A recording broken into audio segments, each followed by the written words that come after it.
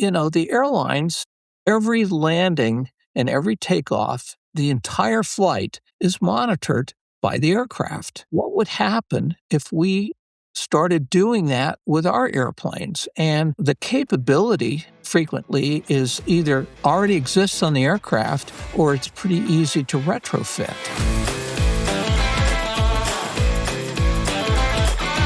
Welcome back to Aviation Masters. It's the podcast where we have long conversations with the most fascinating people in aviation. I'm Mike Busch, and today I have the pleasure of talking to somebody that I've known for very close to 40 years. I was thinking about it. We met in the late 80s, Bruce.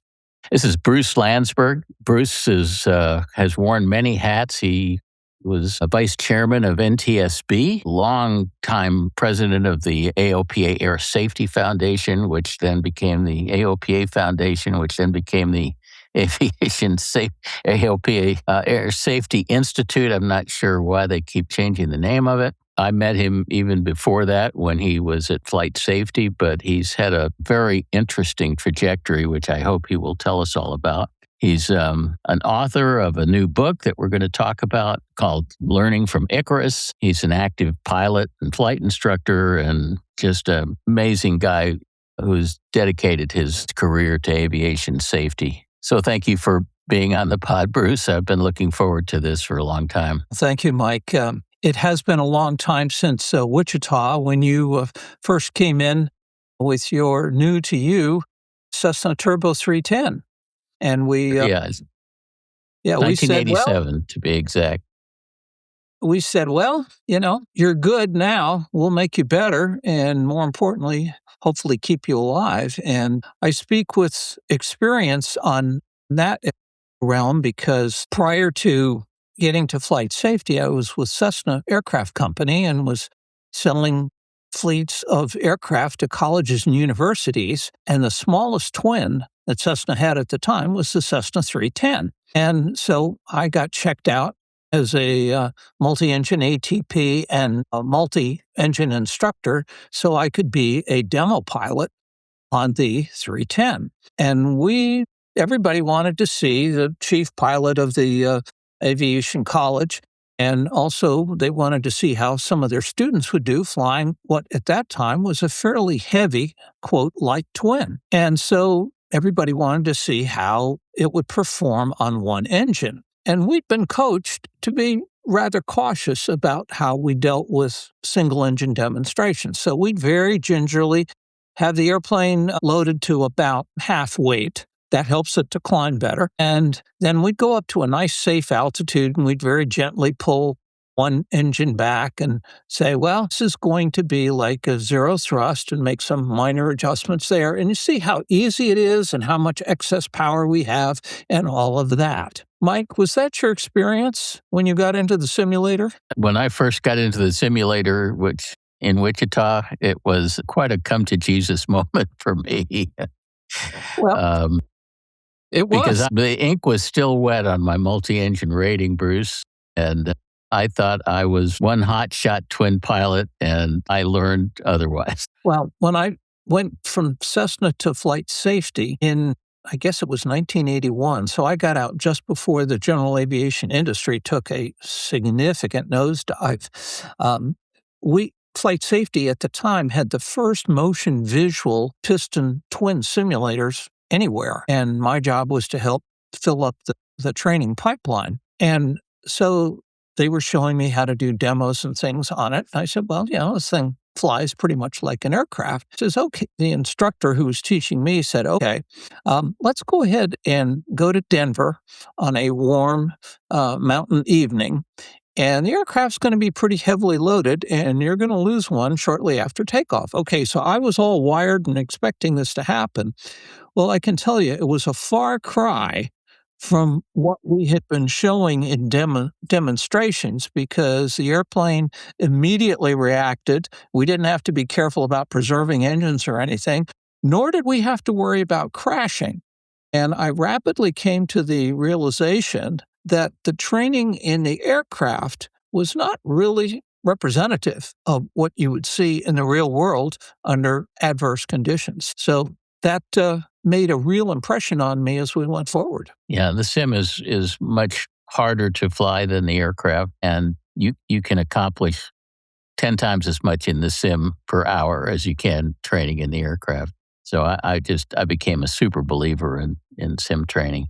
But You did? Bruce, before we get to deep into that subject, which is dear to my heart, I want to start at the beginning. I want to, I've known you for a long time, but you had a fairly interesting life before I met you. So, just where did you grow up? Where did you go to school? What did you get your degree in? What led you towards interest in aviation? Just kind of start us at the beginning. Well, I grew up in the Washington, D.C. area. My father was a renowned meteorologist, and he was the number 3 guy at the Weather Service. And then when he retired from that, he started the graduate school in meteorology at the University of Maryland, where he very conveniently arranged for me to go to school as well, and so on.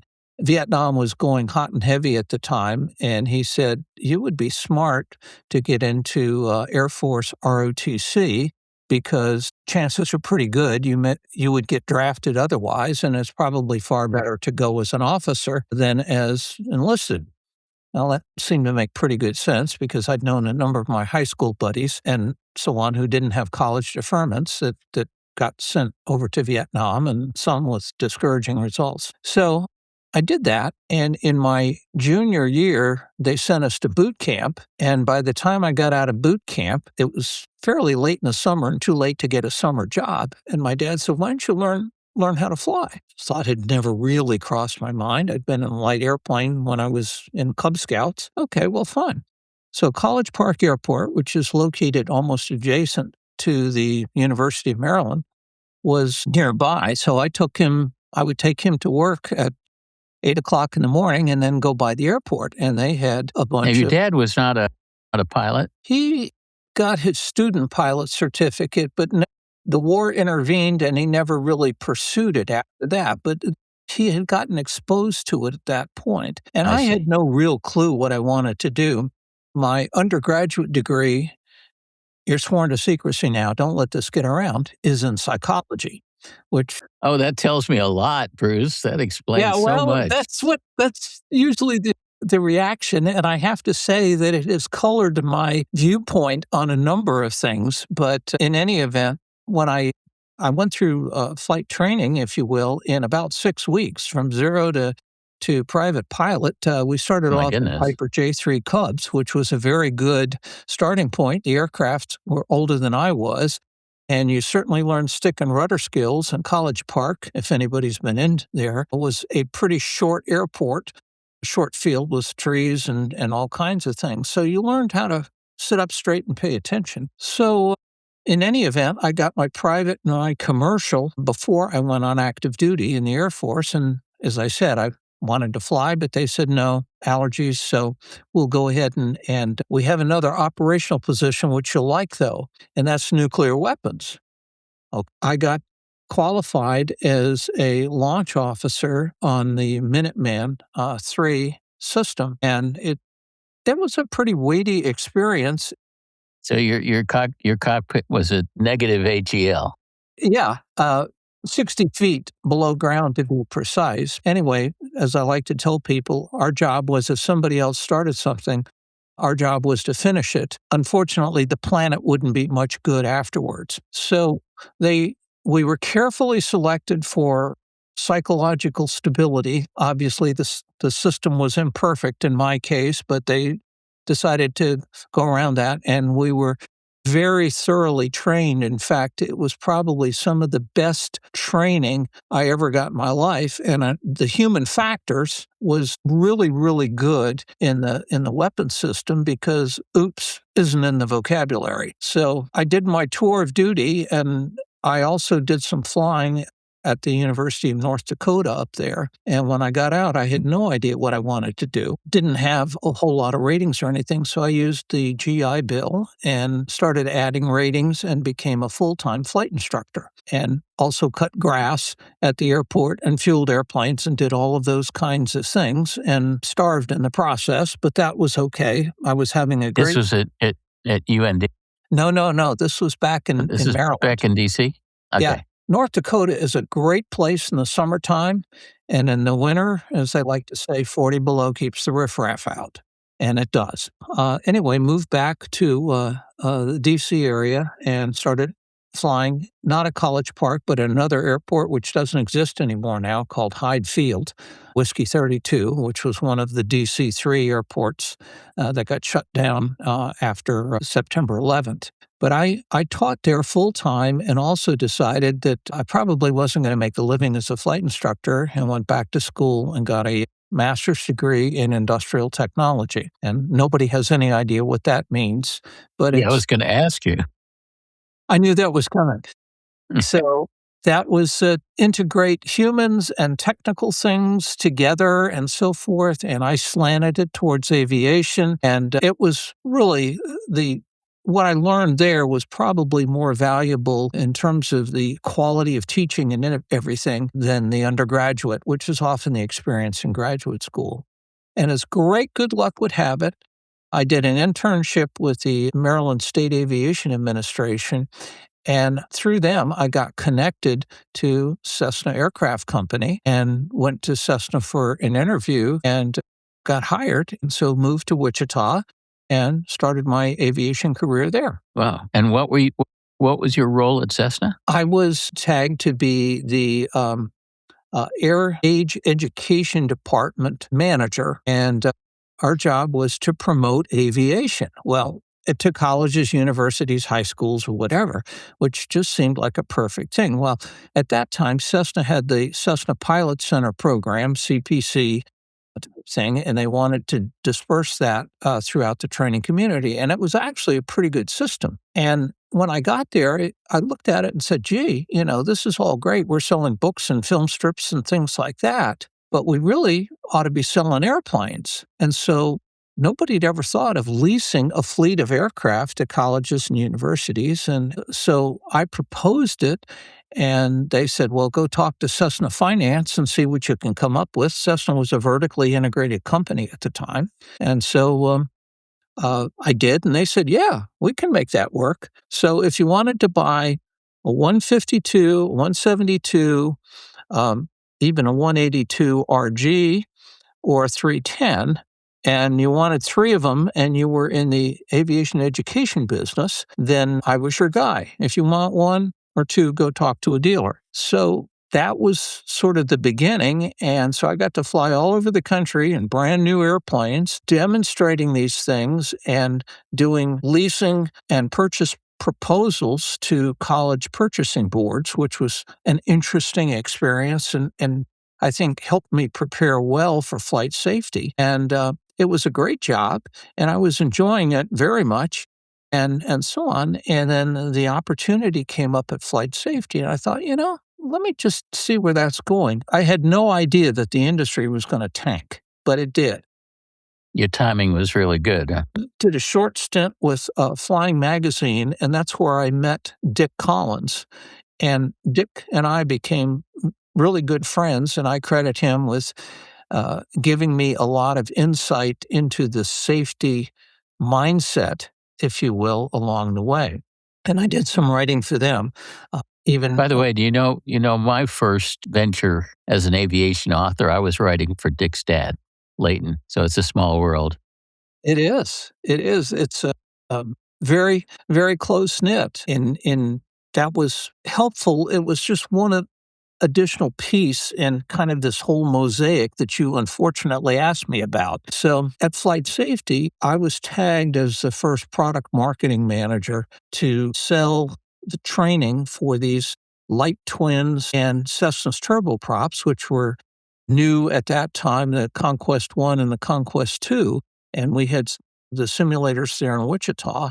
And so it was a completely different approach. And I like to say flight safety at that point had pretty much been exclusively to jets and King Airs on the turboprop side, mostly flown professionally. And the airplanes that I was tasked with getting people to train on were flown by individuals, doctors, lawyers, and Indian chiefs, as I like to refer to them. And their training ability or their skills, their flight skills, were shall we say, uneven in many cases. So not only did we have to get them up to speed on the aircraft, in some cases we had to get their basic instrument skills up to speed as well. So we built a whole training mosaic around all of that. And then they said, well, you did well at that. We want you to work on turbo commanders, which I did. And then we still had extra simulator time to fill around the country, and the regional airlines were needing additional pilots. And the thought was, well, okay, there are a lot of low-time pilots, such as I used to be back at that point, and maybe we could help them get hired by the regionals and so forth. So we came up with an idea called, very cleverly named, the Airline Transition Program, or ATP for short. And we would screen pilots with typically 700 to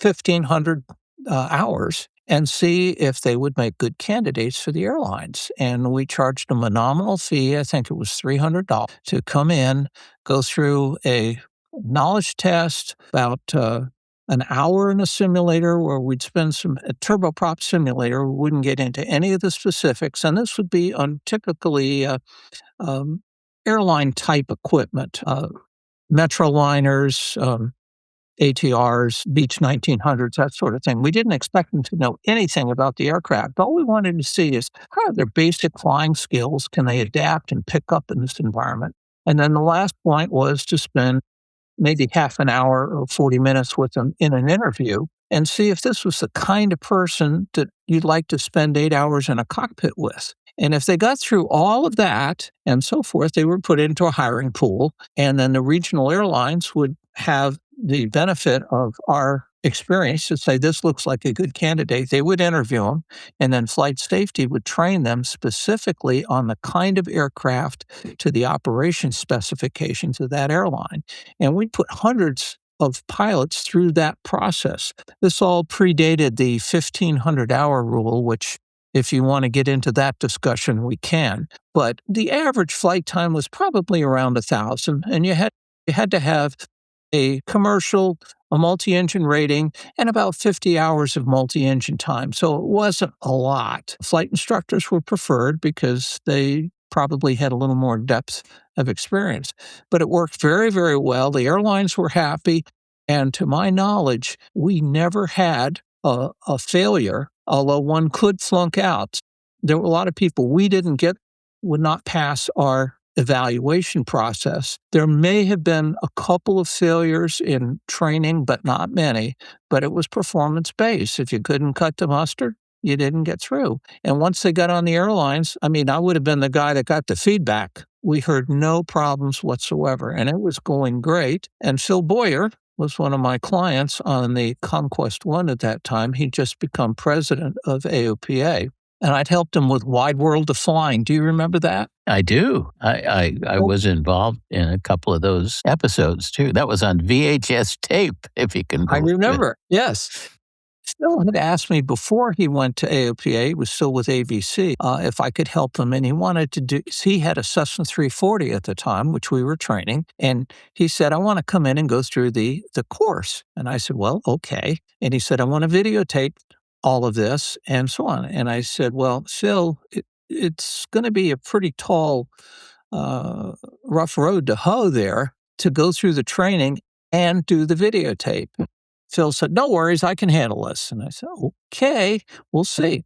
Well, so he was training for 8 hours a day, and then he was spending about 6 hours in videotaping and filming and all of that. And afterwards, he said, you were right. We got through it, but it was a lot of effort.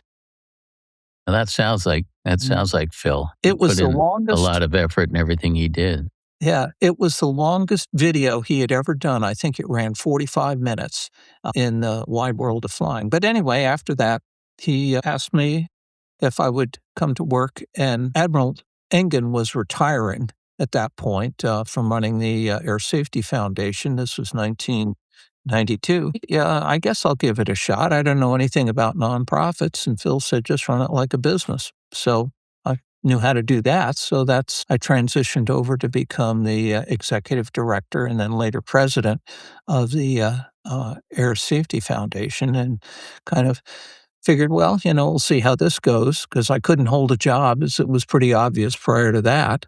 Well, you held that one for a long time, didn't you? 22 years, and then Wow. retired from that and figured, it's good. It's good for organizations and it's good for people to move. I'd accomplished what I had set out to do and was just doing some writing and speaking for AOPA at the point. And then one of my friends in Washington said, there's an opening on the National Transportation Safety Board and you'd be good at that. And I said, well, I'm the least political person I know. And he said, that's why you'd be good at it. And somehow I managed to get through the whole process. It was a presidential nomination and confirmed by the Senate and so forth. And so it was a little contentious at times, but was eventually unanimously concerned and served for almost not quite 6 years, and then decided, one and done. So retired again, semi-retired, finished the book, and am still doing some writing and speaking and some other odds and ends, a little expert witnessing, very carefully chosen. I don't do things that I don't fully believe in, and having a good time and still flying airplanes whenever I get the chance. Fantastic. I have to confess that I've only gotten about a third of the way through your book. It's a 500-page monster, and as somebody who has written a few 500-page monsters myself, I know what a that must have been years of effort to put that together. And I'm really, really enjoying the book.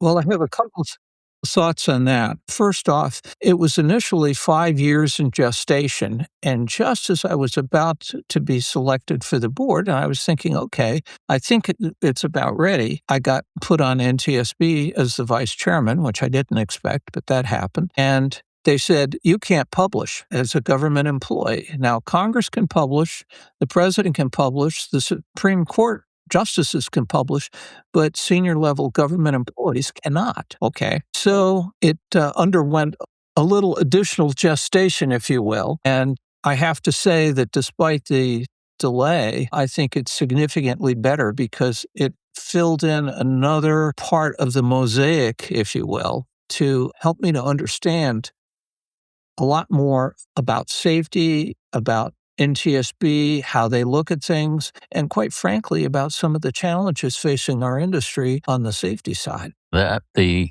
book is this interesting combination of dissecting accidents of all kinds, light airplanes, airline accidents, and then lessons learned from each accident.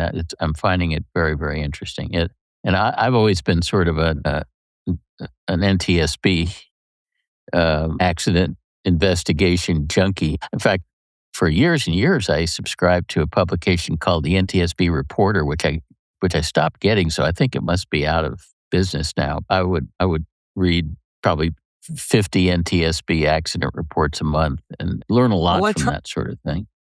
Tried to take a slightly different approach because there's no shortage of aviation safety and risk management books. I mean, there are a lot. This includes over 50 years of going from a very low time pilot and young flight instructor. And as I like to say, in the first 6 months, I learned more from my students than they learned from me. My job was to keep us both alive, and apparently that worked. And I worked at a flight school where back in the day, there were a bunch of older, crotchety, nasty flight instructors, and under Part 141, you had to put your students through phase checks. And I used to get my head handed to me on a regular basis about, well, Bruce, you didn't cover this, and you should have covered that. And look, we told you this is important. Now, next time, don't miss it. So it was quite the experience and humbling, and you learned pretty quickly about what worked and what didn't. So the other part of the book was I felt like I should be throwing rocks in every direction, which I would like to say that I did.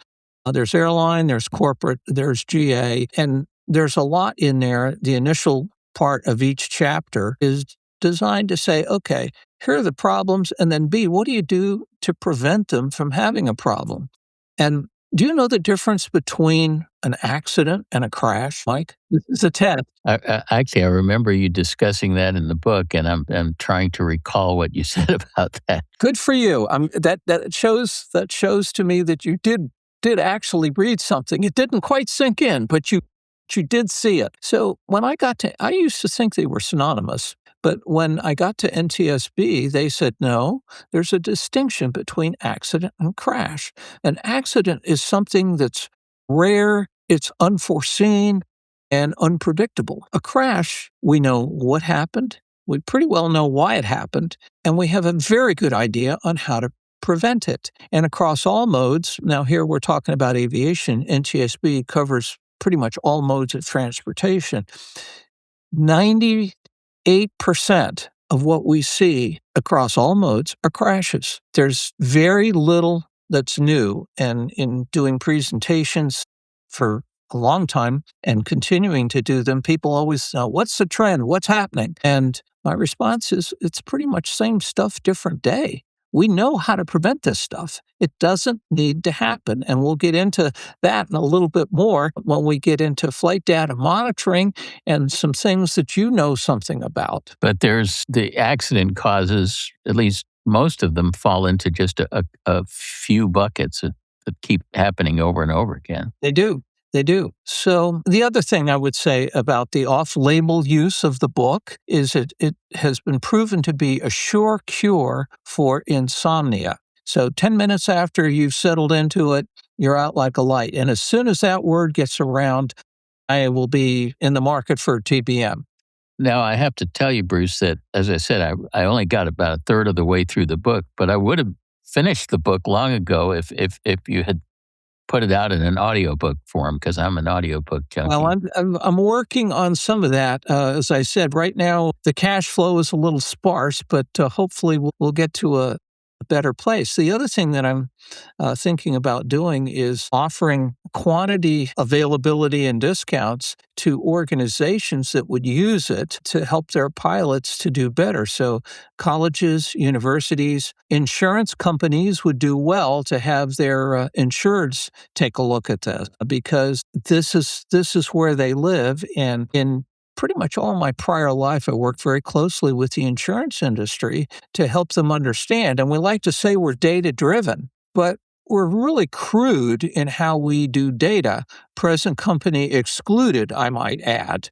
And we can have a good discussion regarding engine monitoring and things of that nature. When you say crude, are you referring specifically to the NTSB? So NTSB is very good at what they do. In fact, I would say they're the best in the business worldwide. But in a few cases, well, more than a few cases, particularly regarding engine stoppage, where an airplane crashes and the engine did not appear to be developing power, particularly in piston-powered aircraft, it's our highest undetermined area. Somewhere between 30 and 40% of the cases, we know that the engine was not working properly, or for whatever reason. We don't know why. So the most recent case that engine cause undetermined, which very high profile, is our good friend Richard McSpadden. And as you recall, they were flying a Cessna Cardinal retractable RG out of Lake Placid and doing a photo mission, and the engine had a problem. I don't know what precisely, and shortly after takeoff, and they made what I refer to as the improbable turn. In some cases, it's impossible. In some cases, you might make it. When NTSB and Lycoming tore that engine down about a year after the event, it takes too long, and that's another situation that I tried to address at the board, but staffing is what it is. They could find no reason as to why the engine was not producing full power. And we don't know exactly who was flying the aircraft. I suspect it was Russ Francis, who was the owner and a very experienced pilot in his own right. And Mike was in the right seat and handling the radio and so on. But we don't know the details. I had quite a conversation when I first got to the board about the challenges of recip engine failures and the amount of time it takes for NTSB to process cases. It's a struggle to find the people who know these things. Training an investigator to be fully qualified takes quite a while, even if they come into the industry or into NTSB with a background, unless they were doing investigation for one of the manufacturers. So it's not an easy thing to do, and sometimes the telltale links aren't always there. The other point I would make is occasionally the investigator will miss something. And then there's an opportunity. So if the legal system finds something that NTSB missed, one of the parties in the investigation, which is often a plaintiff, can file for a petition for reconsideration, or PFR as it's known. So they have to be a party, and they have to bring up something new that wasn't covered, and it has to be creditable. When that there's a Why would a plaintiff attorney do that? What would be the benefit of?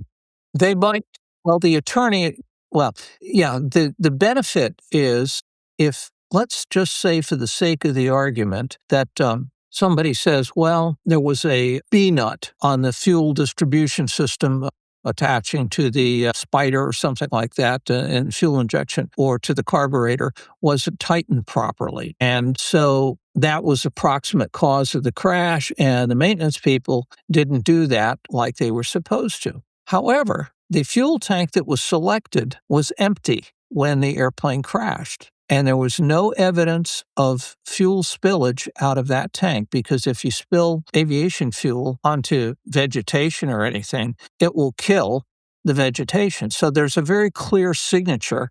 There's also an issue of staining. As you know, 100 low lead, it currently has a blue dye in it, so you can be sure that it's 100 low lead. If there's no markings around the B-nut, or only minimal, is that sufficient? So that's a hypothetical case, for example, where somebody might say, hey, it wasn't the B-nut, and we can show you. We've done a video, for example, on a particular case showing the B-nut loose, fuel coming out of it, but the engine is still running just fine. But if the tank is empty that it's attached to, guess what? It's not going to work.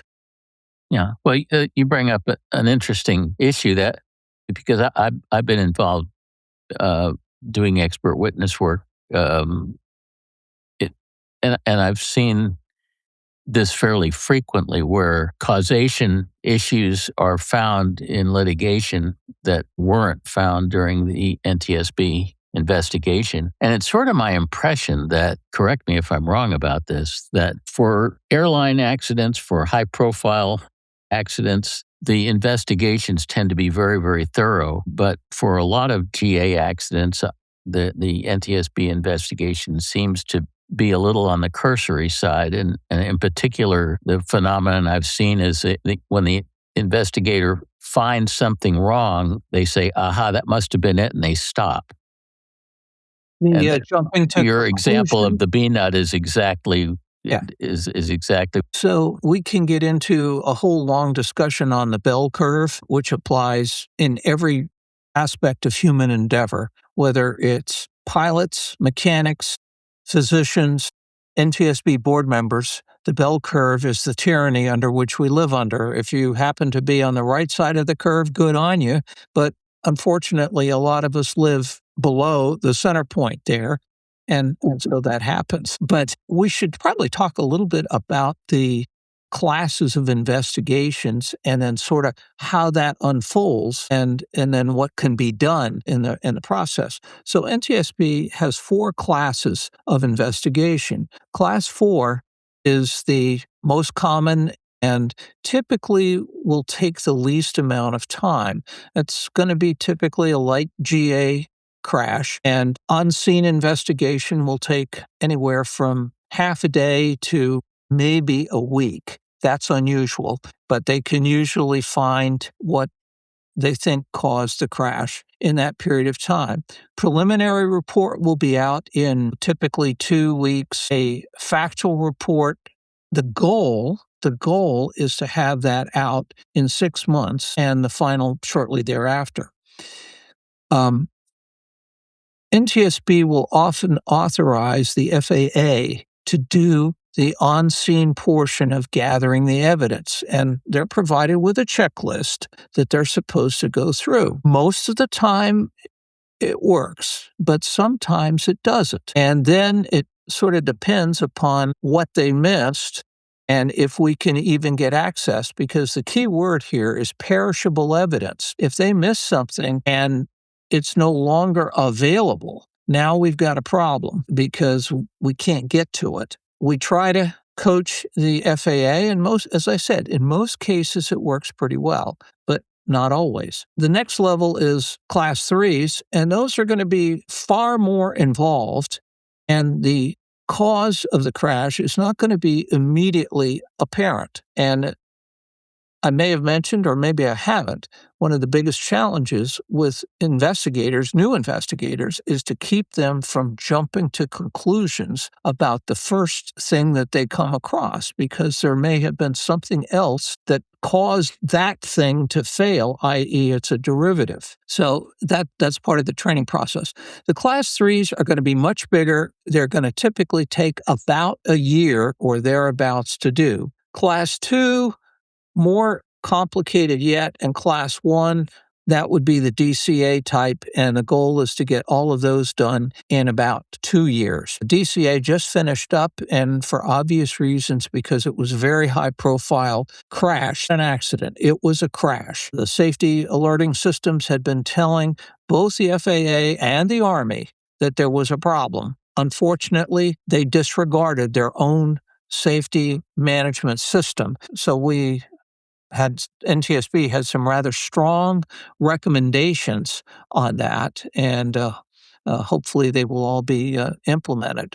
But the petition for reconsideration, which is where we got into all of this, is if you see something that you think was improperly done and you're a party to the investigation or advising the party, they should file for a PFR, and there's a process to go through it. And NTSB doesn't have the ability to say, no, we won't look at it. They have to look at it, and they will not assign the same person who did the initial investigation to it, because that would be a conflict of interest. It will be looked at by some others. And in my time on the board, whenever a PFR comes up, it actually goes through the respective office, our case, Office of Aviation here, and the director will take a look at it along with some other people, and then it'll be passed up to the board, and we'll take a look at it and decide how does that play out. And then there are going to be one of 3 possible outcomes. One is, we don't see anything different here, so your petition is denied. One is, okay, you did find something, and we're going to make a change in the findings. However, the probable cause will still stand because it wasn't significant enough to influence that, but you were correct that there was something that was missed. And third is, we missed the boat, and so the probable cause is now changed. And in my time on the board, I saw all 3. Something that I'm curious about, how is it decided and by whom is it decided whether a particular investigation is going to be, say, Class 4 or Class 3? It sort of fits into general buckets, if I may use your term. So somebody runs off the side of a runway. That's pretty much a Class 4. Now, let's take that case. You remember the jet that ran off the side of the runway in Santa Monica? You remember that one? That was a very big deal. That one didn't fit the Class 4 bucket, even though it might have started off that way. And then once they take a look at the severity of the crash and the fact that there may be something more that meets the eye here, then it will be moved to it might initially start as a 4 and then be upgraded to a 3 or possibly a 2, depending upon what they're finding on the way. So even though these are guidelines, not code. But is this the investigator in charge who's making this decision, or somebody higher up? Typically, it will be the IIC, but sometimes as things go along, the parties that are engaged may be saying, hey, we're having some difficulty. NTSB has no skin in the game in terms of the outcome. So by design, it is supposed to be pure. Humans being humans, sometimes personal bias will slip in, but the goal is to make sure that things are no thumb on the scales. Did we actually find what happened and how does it play out? How are the causes of accidents, how do they differ between, I guess, what I'd call personal aviation and professional aviation? I don't know if those are formal terms, but I'm not sure what the right way to say that is, but you know what I'm getting Yeah. at. There's a lot of similarity in my view. Um, Form sort of follows function. Airplanes tend to crash when they're closest to the ground, either right after takeoff or just before landing. And if you look at the distribution on those types of crashes, it becomes pretty clear. In the grossest sense, you can lump it into the pilot didn't do what they should have done, or they did something that they shouldn't have done. So in the book, you will see a lot of those kinds of, we've seen this before.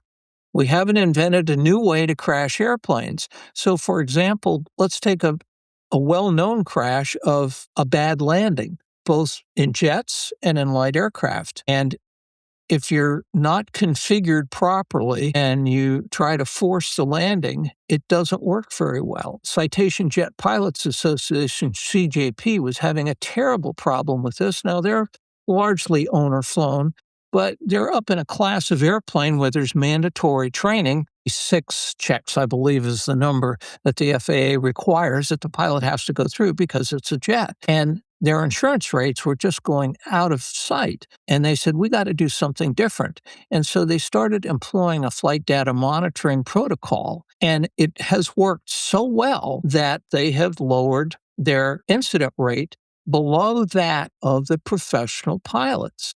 Well, Now, let's move over to the lighter aircraft. Somebody brings a 172 in, 10 knots or 15 knots faster than it should be, and they botch the landing and bounce, it's going to be a bad outcome. So that's just an example. Instrument approaches, same problem. If you don't follow the numbers on the chart, bad things are going to happen. I don't care what kind of machine you're flying. Over? Bruce, say a little bit more about this CJ monitoring program. Who's doing the monitoring? What? Charlie Freecourt was the brains behind this. Charlie is a retired astronaut. He's a CJP pilot. And he came up with the idea of, you can't manage it if you don't measure it. Something that's near and dear to your heart, I suspect. And so he said, the airlines, every landing and every takeoff, the entire flight is monitored by the aircraft. Okay. And what would happen if we started doing that with our airplanes? And the capability frequently is either already exists on the aircraft or it's pretty easy to retrofit. And so they found in starting to do this, I think they worked with ForeFlight to get downloads off of people's avionics equipment, or even as basic as an iPad, although on the jets, typically you've got a better feed, that if somebody was touching down consistently, 10 knots fast, they had a pretty high probability at some point of having some difficulty. And when they correlated the poor approaches with the poor outcomes after landing, it was almost a 1-for-1. And I guess what I'm asking is who's looking at this data, and what happens when exceedances are seen? Okay, so if you have a discrepancy, if you will. So somebody is not flying the airplane the way it's supposed to be flown at VREF at the appropriate times, for example. It'll get flagged, and then the pilot will be notified, hey, we noticed, you seem to be having an issue here, and we would strongly encourage you to get some training on this, et cetera, et cetera. And it's a feedback loop. It's just exactly what you've been doing with your engine monitoring programs, and I have a story to tell you on that. At this point in my life, I have a story on everything. I'm doing way too much talking here.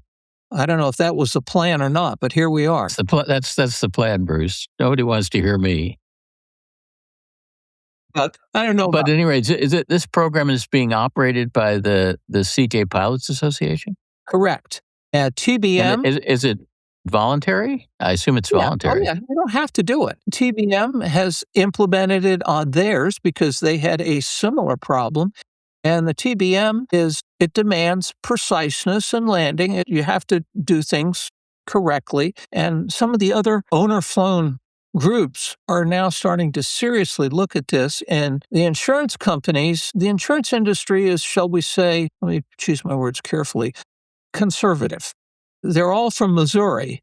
They want to be shown that this works before they give much consideration for premium. And so, in any event, they're seeing some measurable results in doing this. And I'd like to see more of that in light GA. Now, a lot of pilots, you say, hey, I don't need something measuring me and looking over my shoulder in the cockpit. And the answer is, okay, you don't have to have it. It's like in your car, you don't need to have the, snapshot device put into your car, but the insurance company will give you a significant consideration if you're driving your car reasonably and not doing stupid stuff with it. Same thing applies to airplanes. And the airlines have proven it over and over again.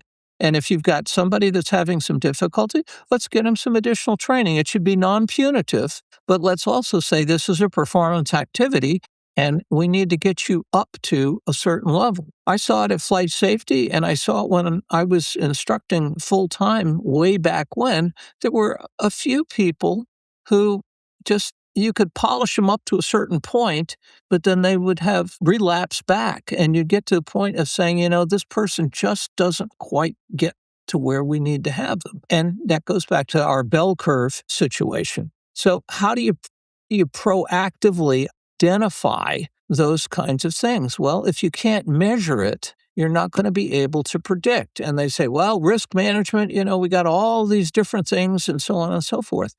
If you don't have the probe inserted at the right place, you're not going to get the data you need to be able to say, we see a problem here. Let's figure out how to address it, do it non-punitively, and let's get it fixed. Over? So are the insurance companies starting to play ball with this and actually modulate insurance premiums based on what this data is showing? Operative term, Mike, is starting. It's a slow process. Mm-hmm.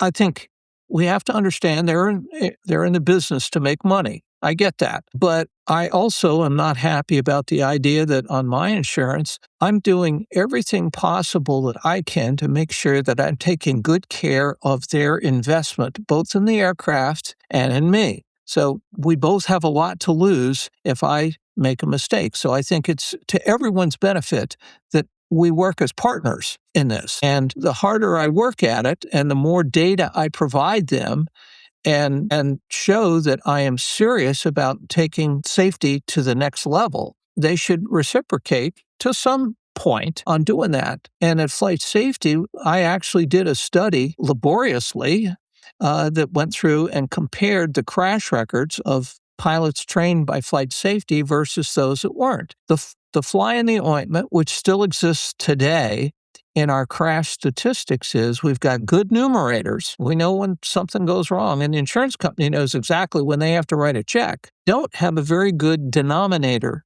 base. We don't know how many hours that we're flying or what the exposure is. And I have suggested and been told to depart the premises rapidly, that we could turn in at annual inspection the number of hours off the Hobbs meter. I mean, we keep track on engines fairly closely, but once again, it's like, well, it's being awfully intrusive and so on and so forth, and it's going to take the mechanics a long time to do, and it's like, hey, this all could be done electronically very simply, and if you don't have a computer, if there's anybody out there, send in a postcard. it just shouldn't be that hard to be able to subtract, hours to see how many hours you actually flew and what your distance is. And if if you're using ForeFlight, then it's automatically recorded. And I actually send my ForeFlight data to my insurance underwriter so they can see exactly how many hours I'm flying. I also send them my report card from Savvy showing how my engine is doing, along with my oil analysis and my training record. Over? Well, of course, there's an easy way to solve that problem, and that would be if insurance companies required that data. I mean, that's probably mostly what kept FlightSafety in business. There were a handful of people like me that trained in the sim because we loved doing it, but an awful lot of the customers at FlightSafety were there because their insurance company required it. Yes, sir. Especially for larger turbine stuff. You are exactly correct. If the insurance company required that this data be gathered, then it would be gathered. You're exactly correct. So somebody needs to convince them to do that. Well, you have to realize that there's a lot of individualism that remains in our industry, and people don't, I don't know, it's a uniquely American trait, I guess. We don't like to be told what to do, and we don't like to be measured. And I've told a few people who've kind of like that. I said, look at the results. The numbers speak for themselves, and you may not like it, but the reality is that if you consistently are messing up your approaches and your landings, the odds are pretty favorable that you're going to have an insurance claim in the not too distant future. And that doesn't serve any of us well. Yeah, it's interesting. I drive a Tesla. I'm on my third Tesla now. I'm sort of a Tesla addict. And of course, the car is constantly sending data back home. And recently, there's an insurance company that came out that said, if you don't drive your car, if you let the car drive itself, we'll insure you for half of the going insurance rate. And of course, they know whether you're driving the car or whether the car is driving itself. All that data is constantly being gathered and transmitted from the car. So I can see a similar thing in aviation that says, hey, we monitor you. We'll and you do a good job. We'll reduce your rates significantly. That would give the motivation for this whole thing to happen. Would. One of my last visits while I was at NTSB was to Continental Engines down in Mobile, Alabama. I fly behind a Continental and have for decades,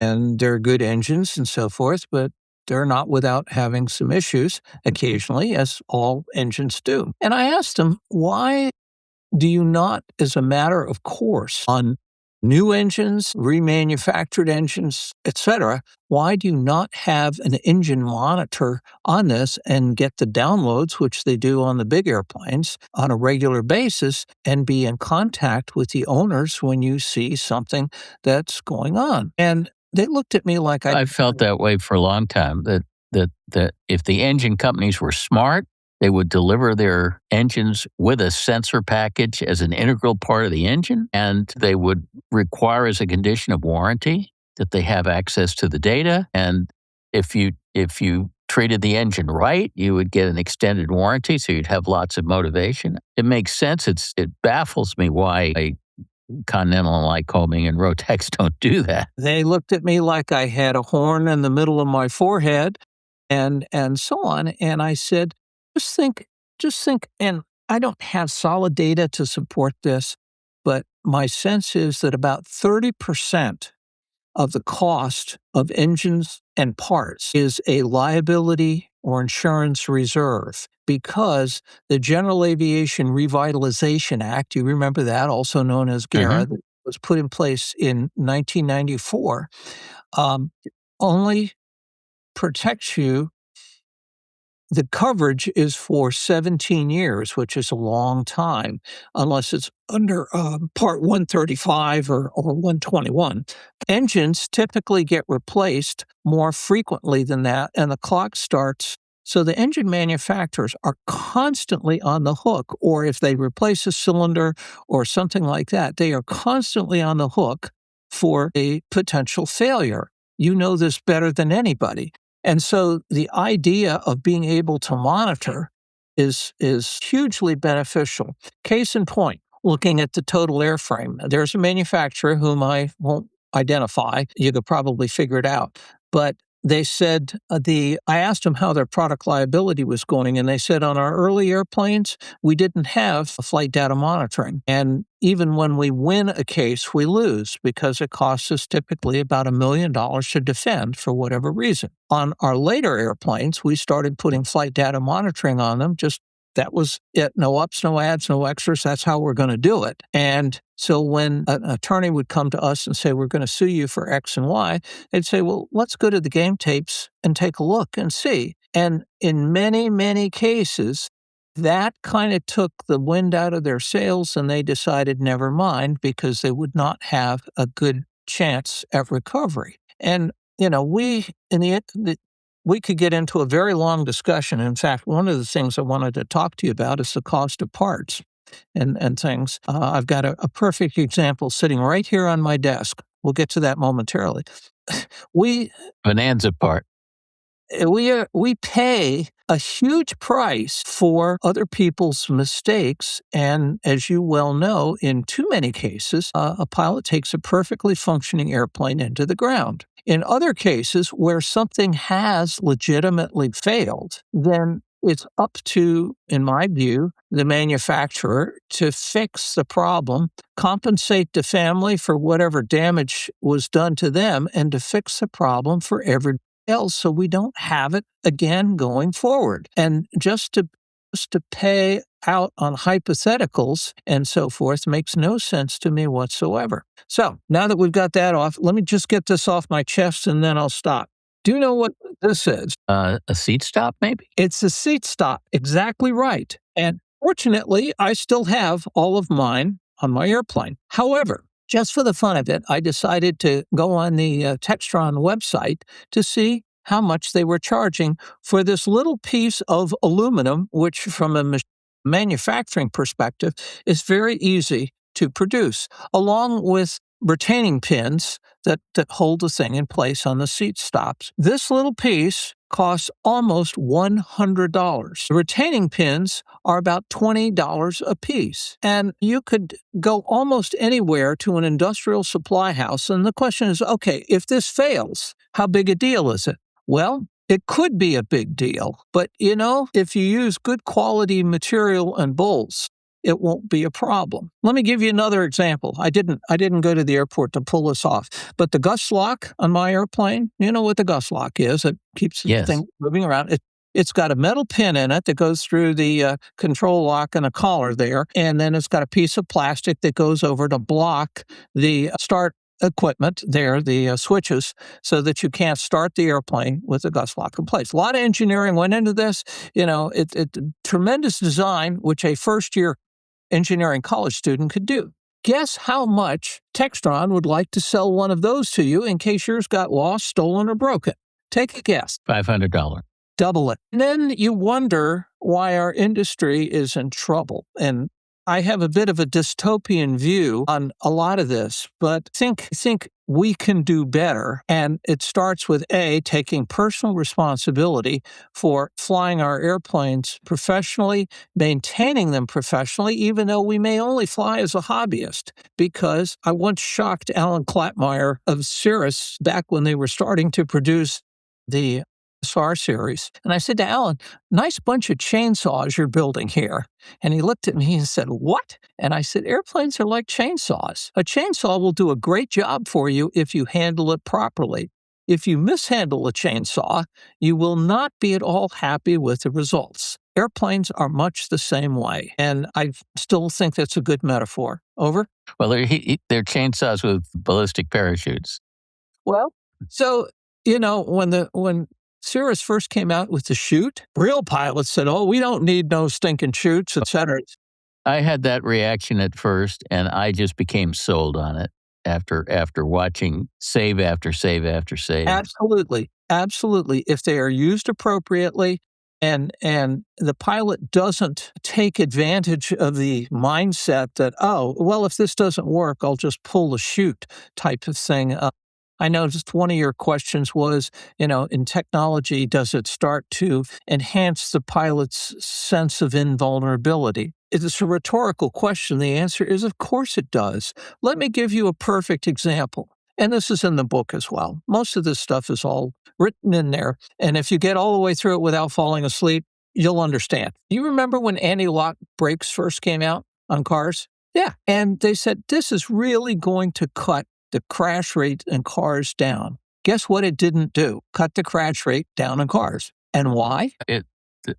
It's a human nature. I'm trying to remember what the formal name of it is, but humans have a certain risk tolerance, and if vehicles have safety features built into them, the drivers will compensate by increasing their risky behavior in order to get back to their level of risk tolerance.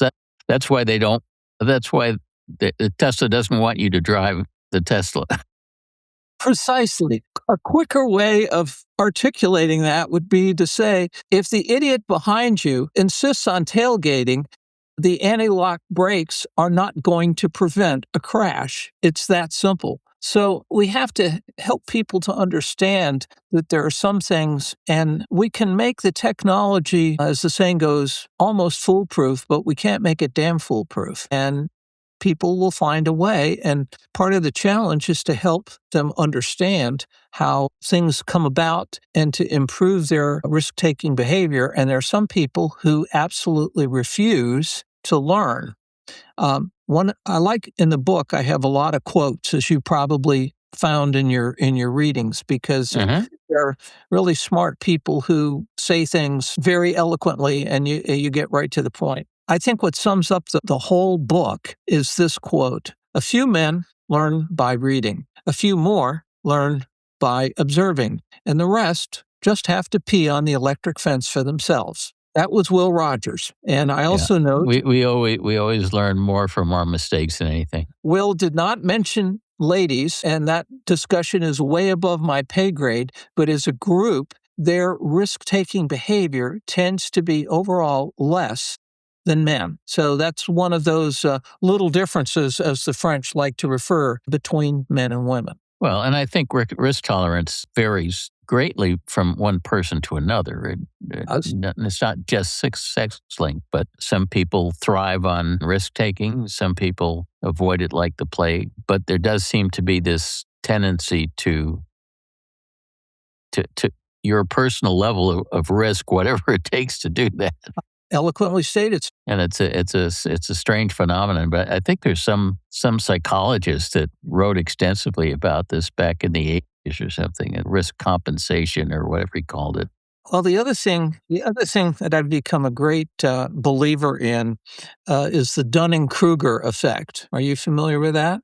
No, I don't think so. Okay. Dunning-Kruger were a pair of psychologists who, a number of years ago, said our ability to self-assess is badly flawed. I'm good, and if you don't believe it, just ask me, is sort of the short version of that. In pilots, it's probably on steroids in terms of our ability to say, hey, I'm pretty good, I'm good enough. And the answer is, well, let's see. This test that I'm about to explain to you has been run literally hundreds of times, and the result is invariably the same. If you take a room full of 100 people and you ask them who is above average driver, typically about 70 to 80% will raise their hands. It's a statistical impossibility. It can't this is the Lake Wobegon effect, right? Exactly. And that's one of the quotes in the book as well, if you will recall. So I look at this in my own flying, and I think, I'm pretty good. I've been doing this for over half a century. I got a lot of hours, et cetera, et cetera. And then I have to say, I'm not as good as I think I am. And the most critical hour is not the thousands behind me. It's the next one that counts. And I may be called upon to use some of that pilot stuff, as they said in Top Gun, slightly cleaned up for present audience. Speaking of critical hours, I wanted to ask you about something else, and that is maintenance-induced failures, which is a subject near and dear to my heart. We've always known anecdotally, but now we're starting to get some really good, hard evidence that the percentage of accidents that are attributable to machine failure is relatively low, something on the order of 20%. But the incidence of mechanical involved accidents in the first 5 hours after the aircraft comes out of annual inspection is much, much higher than that, which was a fairly strong indication that annual inspections do positive harm or can do positive harm. That maintenance is a risky business. So I think it depends on a number of factors. And as a general statement, I think I would agree. I would also say, just as your training experience will be heavily influenced by who does your training, the same thing applies to who does your maintenance. And I'm pretty persnickety about who works on my aircraft because I have a very high motivation to be there and make sure that they do the right thing. I just came out of owner-assisted annual this last week. And I had the opportunity to assess exactly what the mechanic was doing. And this is a very competent mechanic. And he was being extremely thorough in his process and using a checklist. And just, you could tell it wasn't his first rodeo, and he was working at it. And I'd like to also maybe divert a little bit into a topic that's even nearer and dearer to your heart, because I've been a customer of yours for quite a while on engine monitoring. So I upload my engine data monitor to you, to Savvy, about once a quarter to kind of see how things are going. And your system alerted on one of my cylinders that there was a possible valve situation developing in the exhaust valve. So I asked my tech to do a bore scope on it. Even this was just before annual. And he said, yeah, we got a little something going on here, and there's something. And we uploaded the bore scope images to Savvy, and they came back and said, yeah, you need to, we recommend lapping this and putting a new rotocoil. Okay. Well, guess what happened? Guess what happened when I flew the airplane? I said, is the airplane safe to fly? He said, oh, yeah, you can fly it. So I flew it for a few hours, and then it was time for annual. So flew the airplane around for about half an hour or so, came back in and said, okay, now it's time to check compressions, because we want to do the compression checks when the engine are hot, correct? Mm-hmm. Right. Okay. So he did the compression check. Guess what? The cylinder number 3, which was identified as having a potential issue, came back with 48 over 70. Excuse me.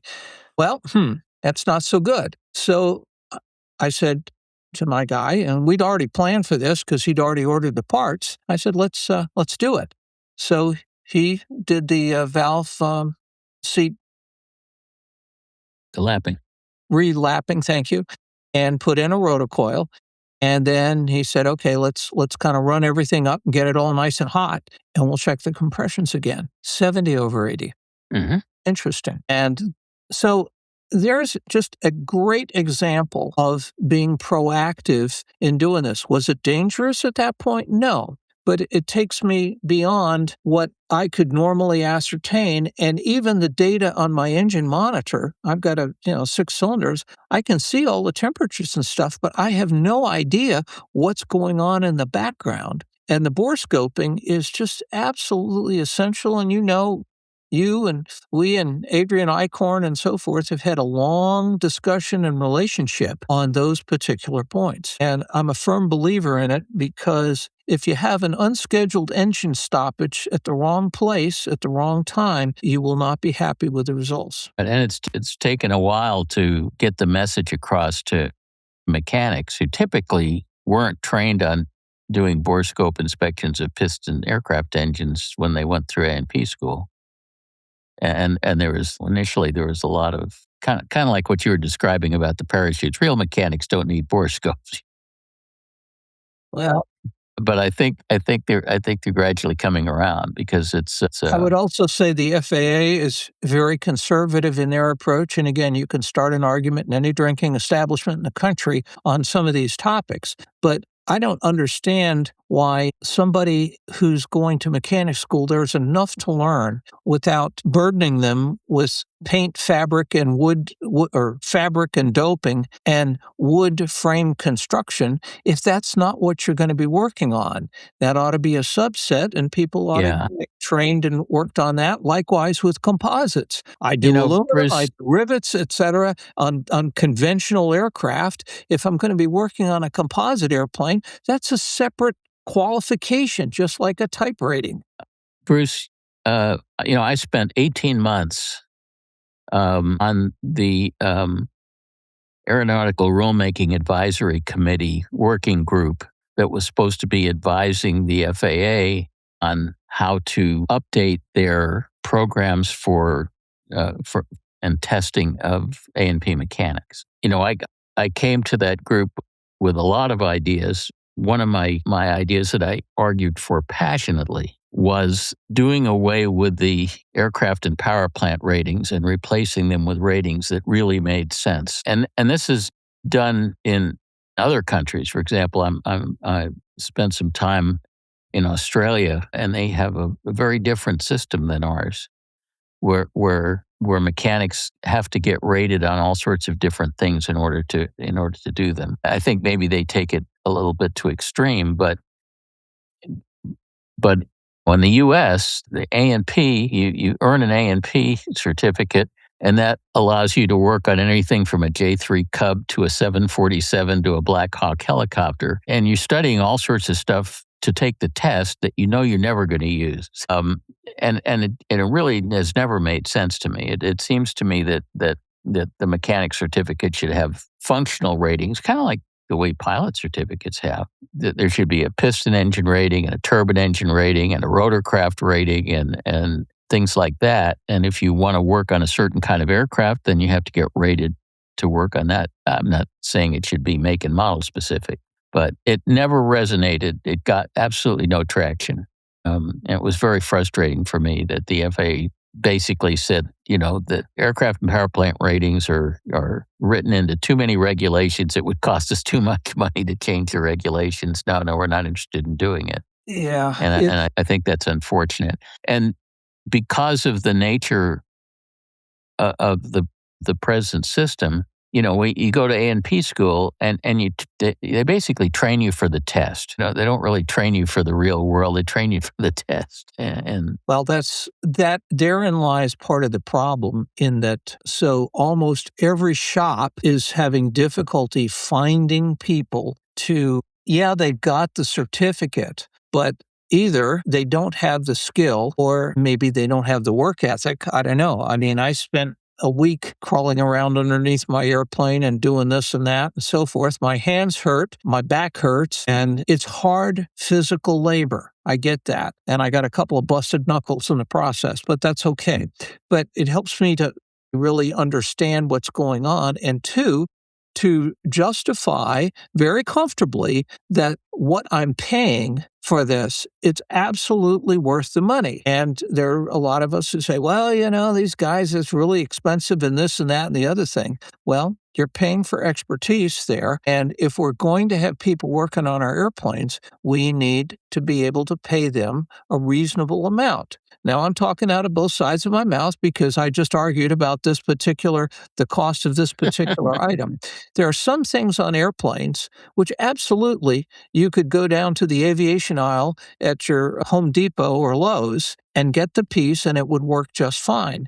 And there are other parts, particularly within the engine, that absolutely have to be certificated to the highest possible level. Exhaust system clamps comes to mind, for example, and I know that's something that's you live by in your airplane and so on. And we periodically will pull somebody out of the weeds that used a automotive style clamp when they really needed to be using the fully rated expensive one that costs way more than anybody thinks it should, but it's going to keep that exhaust system holding together. yeah, of course, I was heavily involved in the twin Cessna exhaust AD thing back in 2000, and we were having an enormous number of fatal accidents in turbocharged twin Cessnas due to exhaust stuff. And what you saw when you looked at the wreckage was just horrifying. Weld repairs that were done at a Midas muffler shop or something. Not to disparage Midas mufflers specifically, but and just terrible stuff. And the FAA proposed an AD that would have just put the fleet on the ground, I think. And so we had a long conversation, and I spent a lot of time in Wichita, and we finally agreed on an AD that basically reduced the exhaust related accident rate to near zero.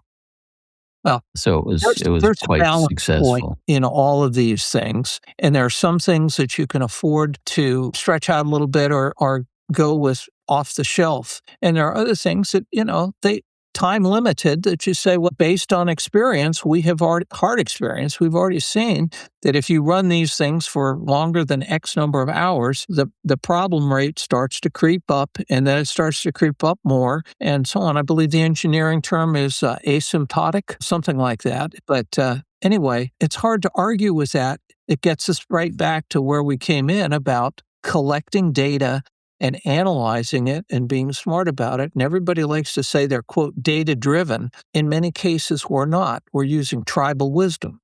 A lot of that. Another thing that has really been bugging me is the notion that small airplanes basically need to be completely torn apart once a year for an inspection, whereas bigger airplanes, the maintenance is typically done on a phased program where the things that need to be looked at frequently get looked at frequently, and the things that can be looked at less frequently get looked at less frequently. And it's always bugged me that the FAA has this thing called the safety continuum that says we hold airplanes that are faster, that hold more people, and that are in commercial service to a higher level of safety than we do smaller, lighter airplanes that hold less people. But in the case of maintenance, it seems to me there's an inversion. If you fly a King Air, you don't have to take the whole airplane apart once a year. There's a phased inspection program, and you get 2 years to get all the phases done. But for a small airplane, you have to take the whole thing apart once a year. And that's always seemed to me that doesn't make any sense, and that the airplanes would probably be safer if the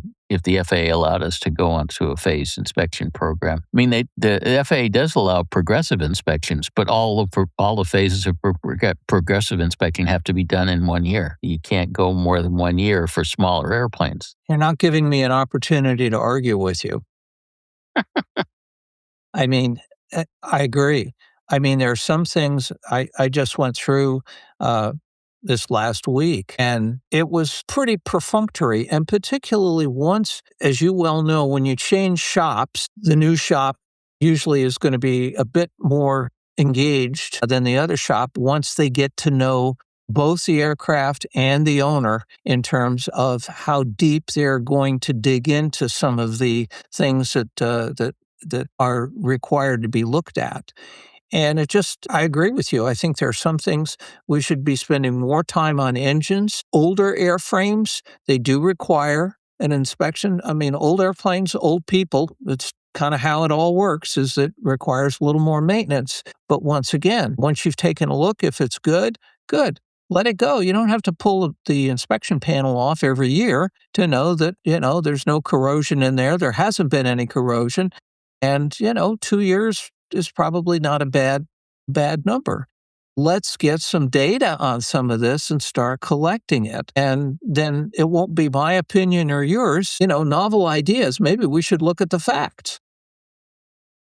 Well, we're doing a lot of work on that at Savvy. The availability of these wonderful generative AI models is helping a lot.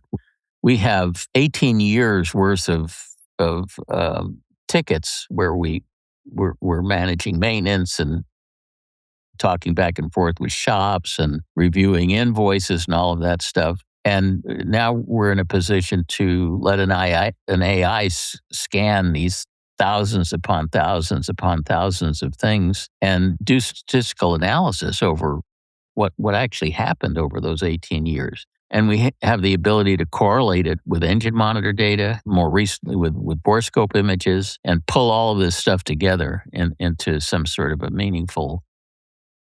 So one thing I would suggest is that you guys made a recommendation to me on what I needed to do on my number 3 cylinder, but you shot that arrow into the air, you don't know where it landed. It would be probably icing on the cake to say, give us some feedback. Let us know what you found. How did it work? What happened afterwards? And figure Right. Well, out some way to do that.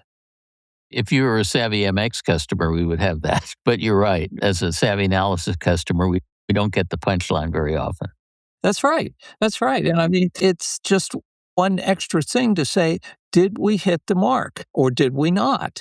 And I think that would be helpful. I mean, I'm a huge proponent, and Mike didn't pay me to say this. Let me be perfectly clear. I'm a huge proponent of what this is. In terms of, I have lost 3 friends in engine-related crashes that I don't think needed to be. 2 of them, there was undetermined, which is frustrating. It's frustrating for NTSB. It's frustrating for the industry.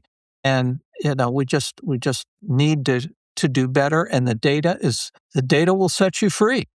I know the NTSB is magically capable of recovering data even from fairly heavily damaged engine monitors. But, if the equipment isn't installed in the aircraft, of course, you've got nothing to work with. Exactly so.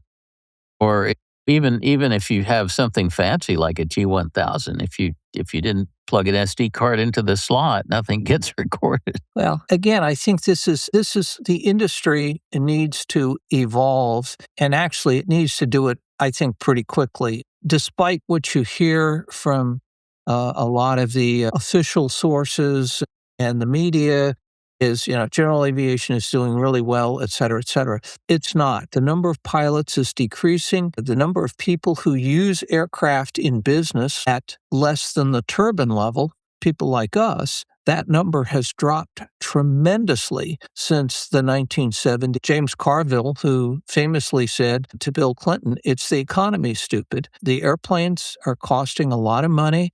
A couple of reasons for that. One is relatively low throughput, but very high cost and a lot of liability issues. Crashes are just invariably bad for business, and we're still crashing for much the same reason, and we don't seem to learn. And so there's the peeing on the electric fence just to find out that isn't the smartest thing to do. What does it take to move us beyond that point? Well, we need to get pilots to understand there's some things that you can do, and there's some things that you really better not. And you might get away with it for a while, but it's sort of like Russian roulette. Do you feel lucky about this? On the maintenance side, it's the same sort of thing. People will try to stretch something that shouldn't be stretched. And on the other hand, they may have their arm twisted by the regulation to say, you have to replace this, even though it's perfectly fine. And you have to use this $90 part when you could probably buy it quite nicely for $10 or $15, and there would still be plenty of margin. Over? Well, it's certainly the replacement rate or the overhaul rate is really not mandated by regulation for Part 91 operators.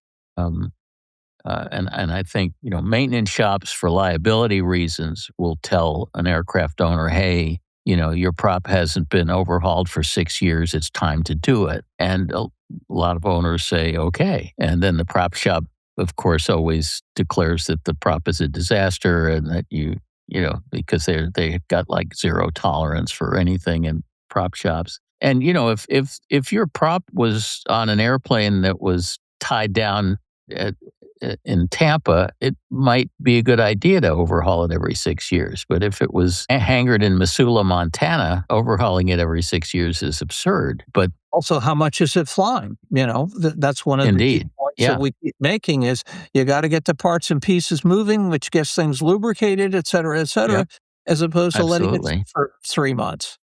but it's not so much the regulations in the U.S. We have a lot more flexibility in that regard than in other countries where things like TBOs are mandated by regs. But in the U.S., unless it's an airworthiness limitation, like, say, the parachute repack on a Cirrus, or if we're mandated by AD, which occasionally happens, TBOs are a mere suggestion. They're not a requirement.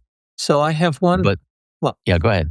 Yeah, I was just going to say I have one particular pet peeve. I'm occasionally asked, what regulation would you repeal? And the first one that comes to mind to me is the requirement under Part 91 for carrying an ELT.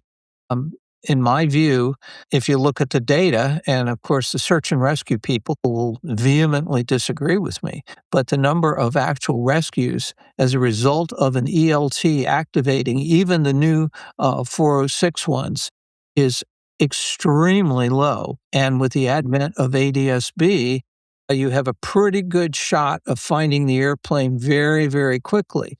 And yet it's mandated, back to our just past discussion, that I replace the batteries every 2 years. And the manufacturer is, if you have a 121, they're very proud of the batteries. We're not going to do that anymore, or it's going to be really expensive. So my question is, okay, if I can't get the batteries, which are basically, AA batteries all wrapped up in a piece of plastic and soldered together, can I make my own since it's not readily available? And you can start an argument in that, but why even carry the thing at all?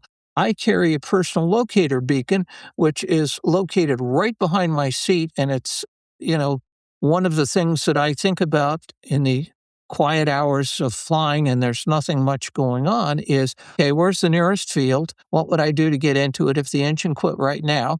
And by the way, let's remember to get the PLB and take it with you.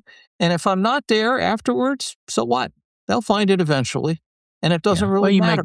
You make a good point that the ELT rule might have made sense at one time, but given the ADSB mandate, it probably doesn't make sense anymore. Yeah, and that's one of those things where we're creating additional extra requirements and expense for almost no payback. And the idea of it could save, in one crash out of, I'm picking a number out of thin air, but one crash out of 100, where we actually needed the ELT to find somebody, most of the time it doesn't. And then the other thing is the CAP spends a lot of time looking for airplanes that are perfectly fine that had a hard landing or something.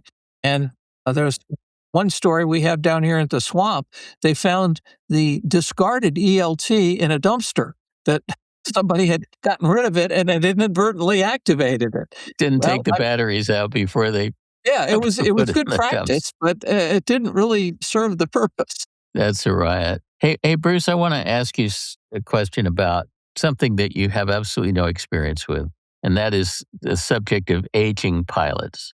Well, what's your take on that whole situation? I think that can be very easily summed up, and I've been doing some instruction for some of my aging pilot friends who are flying high-performance aircraft, and I fit into that category myself. But I think the key term is your mileage may vary, and it really depends a lot on the individual and what was, how well did they do in the genetic lottery? That's part of it. How are their cognitive functions going? And the other thing is their experience and training level. We have found perhaps a little beyond the anecdotal level, but I wouldn't say with certainty, that if somebody was trained in something at a younger age, they tend to be less prone to forgetting it. In other words, the grooves are worn a little deeper into the brain, as opposed to somebody who's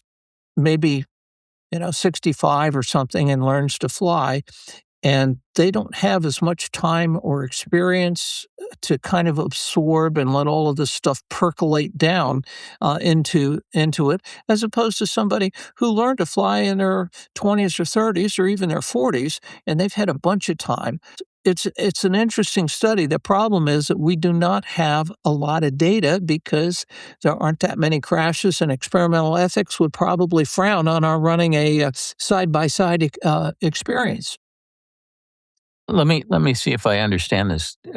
Um, are you saying that it's the person's age when he learns to fly that matters, or the number of years of experience he has behind him? Yes. Both. So I think it's a little bit of both, but you don't get one without the other. You can't have a lot of years and be at a certain age unless you learned it a while back. So that's part of it. To what extent that fits into the overall picture of how functional is this pilot, and maybe or even a card-carrying member of the Octogenarian Pilots Association, and so on. And I mean, I've spoken at one of their events. It was quite entertaining. There were a couple of people there that I had some real concerns about. That they might be card-carrying members, but they really didn't need to be anywhere close to an airplane. And there were others who I've flown with people in their 50s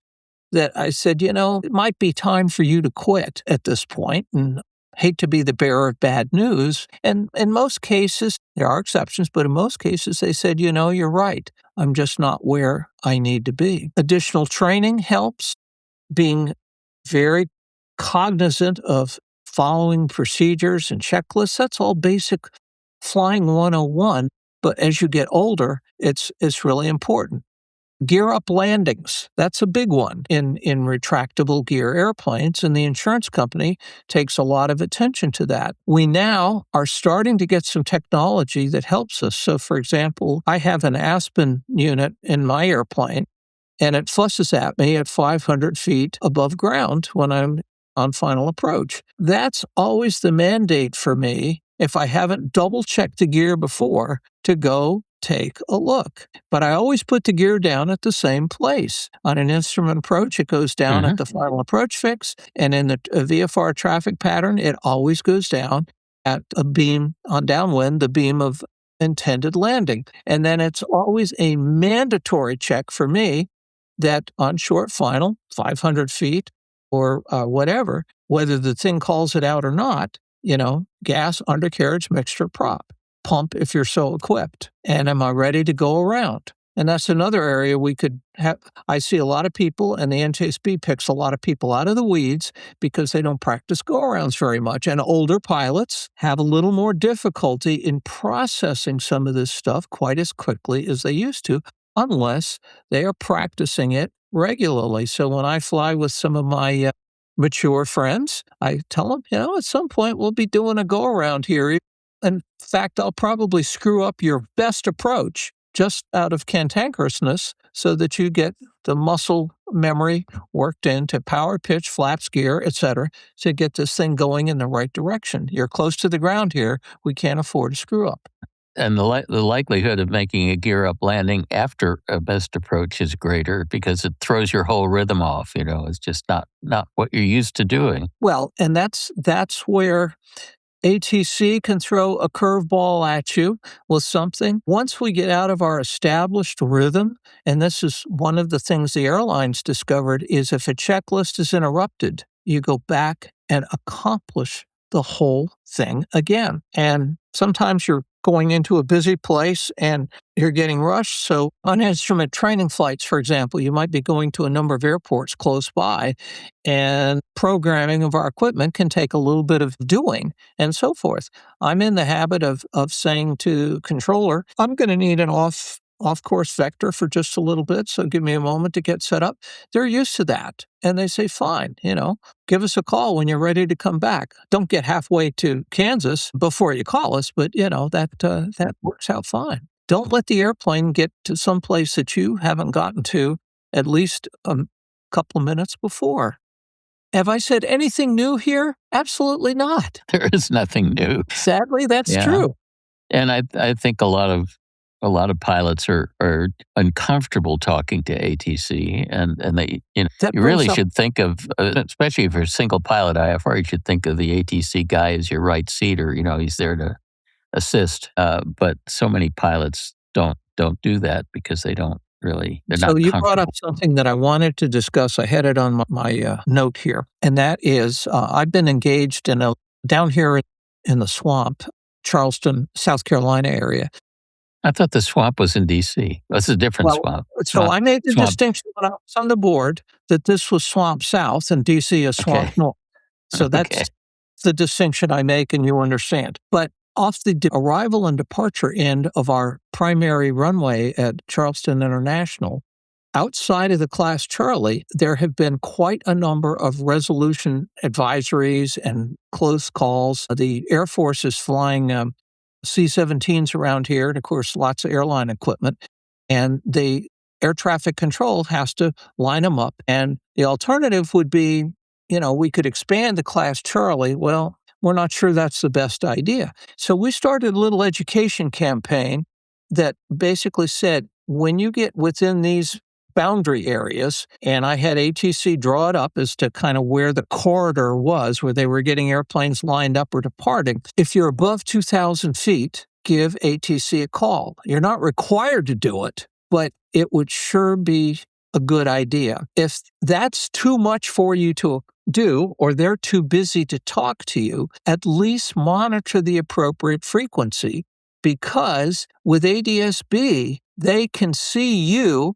And if you're monitoring, they can call you, and November 67 Tango off the end of runway 33 at Charleston, if you hear this, descend immediately or turn left heading whatever, and so on. And that works very, very well. But we have a challenge, and it's not just here in Charleston, it's all over the country, of people skirting right around the edge of the Charlie and not being aware that the corridor areas and the arrival and departure on the main air carrier runways is a high density traffic area, even though it's not mandatory communication. Mhm. We can save ourselves a lot of problems here by voluntarily adhering to this, and I've been working on it. We just had a meeting at the local TRACON here, and our little education effort, which has been basically done on a shoestring, we cut the level of RAs by 30%, resolution Wow. advisories. So it's a start. And we need to get that out. So I'll depend on your good offices and the number of people, the hundreds of thousands of folks that are watching this podcast and are still awake at this point, to please keep this in mind. Getting back to the aging pilot thing, what do you think about the airlines? What used to be the age 60 rule, I guess now the age 65 rule. Don't you think maybe that ought to be more data-driven or on condition, if you will? Of course. Again, I'd love to argue with you. I think A, they should be using some data. B, obviously, these are performance-based activities based on the individual. There are some people, and I know some co-pilots who said, yeah, my captain is in bad shape and he's 60. And there are others who say, we had to retire this guy. He was great to fly with. He was sharp. He caught me doing all kinds of stuff, and I've been in the business for 10 years. So data is absolutely the way to go. You're not letting me argue with you again. But my recollection is that when the controversy was going on around whether to increase the age from 60 to 65, that it was the pilots union that was mostly in opposition to it for some reason. They wanted money, plain and simple. It prevents the lower guys from moving up as quickly. Mhm. And, the whole union discussion, unions perform a very useful function. I absolutely understand that. And again, there's probably a balance point in there in terms of how the airline chooses to compensate people. So that's probably well beyond our discussion here. Let me ask you another question that may relate to aging pilots, but is the question of the effect on safety, if at all, of basic med? Good question. While I was at NTSB, we had a medical officer who, like many in the FAA, was not a big fan of the whole concept of basic med. I would also hasten to point out this person was not a pilot. They were a doctor. And I threw my rock in the pond as vice chairman. They were preparing a report. And I said, what data do you have to buttress your conclusion that basic med may not be working as well as some of the proponents have said. Well, they didn't have any data to support it. And I said, when we look at the crash statistics and we see that the basic med safety record in terms of actual cause of crash due to a pilot being somewhat incapacitated, either cognitively or physically, is in the noise level. It's the same as the certificated pilots. How can you justify that statement? They decided rather than arm wrestle with me that they would pull a report. So it got pulled. And I'm pleased to say I think NTSB currently is being very careful about when somebody might have some particular medical condition, but the pilot that shows up in an autopsy, for example, but the pilot pulled the airplane into a stall. The medical condition is a finding, but it's not anywhere near the probable cause. And that's a good way to do it. I think on occasion we have seen, and this is anecdotally, we have seen pilots who know that they shouldn't be flying. And there was one case with a guy with very, very bad eyesight who actually shouldn't have been driving a car, who got into a fatal crash. And all of that came out in the subsequent investigation. But that's rare. If you don't feel good and things aren't working the way they're supposed to, and you know that there's a possibility of sudden incapacitation, much as that's hard to contemplate, don't fly. Plain and simple. Don't drive either. But the pilot incapacitation is a relatively rare accident cause, right? It doesn't come up very often. It's extremely rare, and even the airlines have it periodically with people who are carrying first-class medicals. You've seen the online feeds of, the captain became incapacitated or the first officer, the airplane landed safely. Yeah, I get all of that. So the medical exam is not a good predictor of incapacitation. If you ask any one of the docs, there are a few conditions that are probably legitimately grounding, but FAA's approach to medical certification is firmly stuck probably in the 1960s. And as I recall, basic med sort of was rammed down the FAA's throat by Congress. It wasn't something that the FAA was interested in doing. That is correct. We are a very conservative, and I use the term cautiously, industry. And within bureaucracies, generally, there's a extreme risk aversiveness and the idea that something might possibly backfire is enough to say, well, no, as opposed to saying, well, why don't we test this? Let's get some data. We don't have to do it across the board, but let's find out. Do we have better tools available to us now? Do we have better analytics available to us now? And let's see do we have to be more restrictive, less restrictive, whatever. Let's get the cognitive biases, which we all have, out of our system, and let's deal with the facts. As Mark Twain famously said, get your facts first, then distort them as much as you like. But when they were debating the issue of changing the age 60 rule, I remember that the FAA was vehemently saying, we don't have any evidence that it would be safe to do that. And this is, I guess, what's known as the Reznikov conundrum, that if you have a policy that euthanizes pilots at age 60, you're not going to have any evidence of how well they would do at older ages. That's right. We also don't have any evidence that this would cause any problem whatsoever. Yeah. So how do you prove a negative, right? But it's aging is so variable that it really ought to be done on condition. There ought to be, testing. I mean, for Pete's sake, you spend an hour in the sim with somebody, you pretty well know whether they're okay to fly or not. Well, and you bring up a good point. We're talking a little bit about simulators. I think we should be using simpler simulators than what FlightSafety has because they're very capable and expensive and big and so on. But the state of the art in light aircraft simulation is tremendous. And we still do primary flight training in many places pretty much the same old way we always did. Let's get the engine started. we'll have a debrief here while we taxi out. Of course, the Hobbs meter is running and so forth. We'll go fly and then we'll come back and shut down and I'll give you 5 minutes and then you're on your way. Well, you know from your time at Flight Safety, that's not a good way of training. It works well for the flight. It's an infinitely better classroom than an airplane. Absolutely. You can stop, you can look at things and so forth. And I think about in basic training and all the time that I spent with pilots back before we had any kind of simulation at this level to be able to say, okay, let's talk about communication. We can simulate the communications requirements right there. Let's talk about how to fly a basic traffic pattern.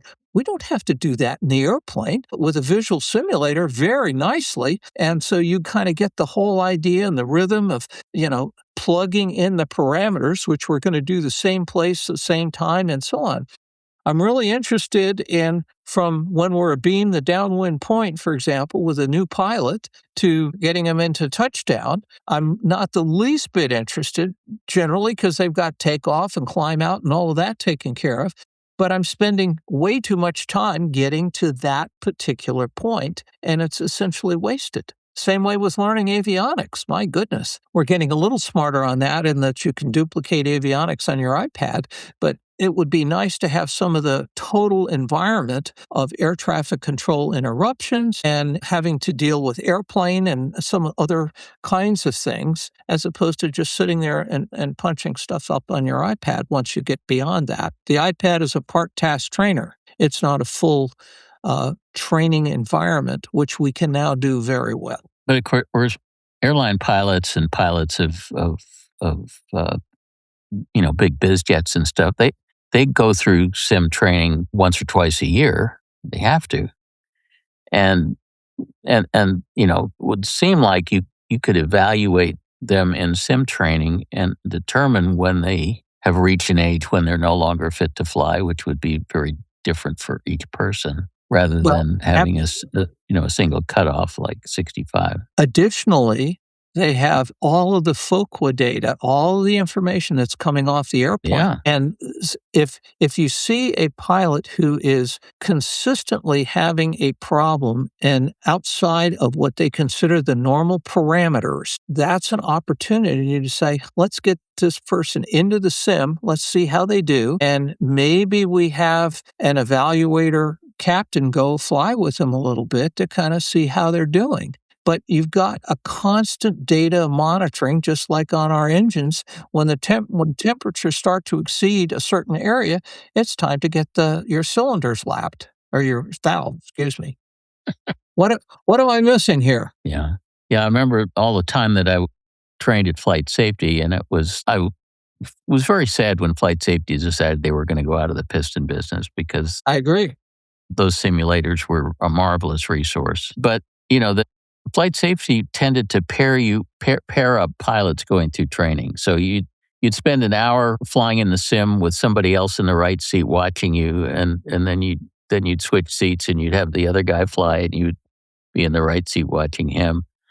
And I swear I learned more from watching other people screw up than I did from screwing up myself. It was very interesting. Different pilots have such different skill sets. Well, as in the book, Yogi Berra famously said, you can observe a lot just by looking. It's hard to argue with that logic. So why don't we have self-flying airplanes now?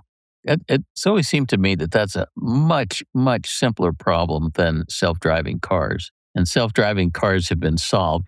Why are we still flying these airplanes instead of letting them fly us? That's a good question, Senator. I'm glad you asked it. It's just the time-honored dissembling statement. My observation is sort of twofold. One is the regulatory hurdles that have to go through. And as you may have read somewhere, that Airbus was talking about going down to a single pilot cockpit with, of course, howls coming from the unions about this. Of course, we went through the same thing when we went from 3 pilots flight engineers, down to get rid of the flight engineer and go down to 2 pilots, and it was no big deal. In full disclosure, I've been doing some consulting work for a company called Skyrise, not too far from you, down in Hawthorne, California. And what do they do?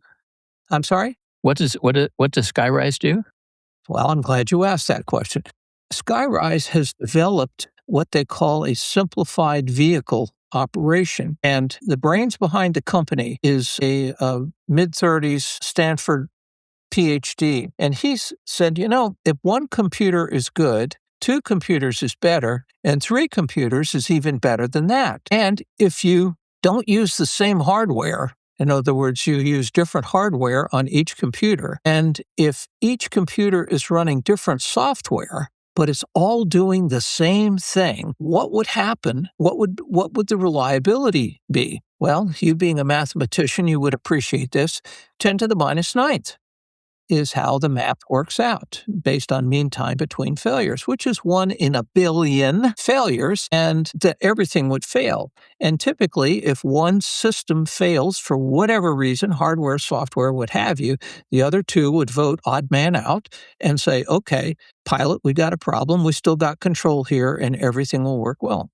So they invited me when I was respectable and was aboard to come out and fly a Robinson R-44, which is not the easiest aircraft to fly.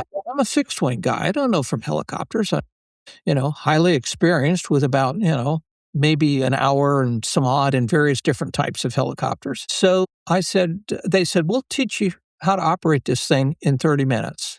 And I said, I'm from Missouri on this. Prove it. And they said, okay, we will. So I went out and they gave me a half hour in the simulator, and the thing had a touch screen and a side stick controller and all the other stuff, the cyclic and the collective and the anti-torque pedals, all gone. Safety pilot was in the right side of the aircraft, and he had a full set of controls just in case, because this was a prototype. But all I had was a touch screen and a side stick controller. So after learning all of this, they said, okay, let's go fly. So we went out and he said, I want you to hover. Okay, so I pushed a button on the touchscreen. Aircraft came right up 3 feet off the ground. It was a little bit of wind. We were doing this in Camarillo, California, a little bit of wind. It stayed right on the spot. He said, let's do a 90-degree turn to the left. Well, I said, I'm a pilot. I can do that. Well, I could have pushed the touchscreen, but instead I used the side stick controller to twist. And the thing moved right around. Again, hadn't moved at all other than doing what I told it to do. So then he said, okay, let's go fly. All right. So I could have told it heading, altitude, whatever, and it would have taken me there. Not much unlike your car, sir. And I used the side stick again and used a couple of the inputs, and the aircraft went, and it keeps me within parameters, so I don't go too slowly to get into trouble. And we flew around for a bit, and then he said, okay, let's come back and land. And I'm thinking to myself, oh, shucks, this is going to be interesting. And we come right down over the taxiway as the tower had cleared us to do. And he said, okay, bring it to a stop. And I told it what to do, and it did it. It could have done all of this by itself. And what Skyrise has done is they came up with a system, the first certificated aircraft, Skyrise 1, will be certificated probably sometime later this year, and that's on the R66, which is the turbine version of the R. There are a few parts on the aircraft which are not redundant, the main rotor shaft and so on. We can't put more of those in, but all of the actuators and everything are triple redundant and so forth. So this makes it very, very simple for a fixed-wing pilot like me. If I wanted to go fly a helicopter, this would be my choice. And it adds about a third of the price to the cost of the aircraft, but it's really very good. Have you heard of Air Methods? They were the largest EMS provider, medical transport in the country. They went bankrupt about a couple of years ago because of crashes that they were having, and they came out of Chapter 11 bankruptcy.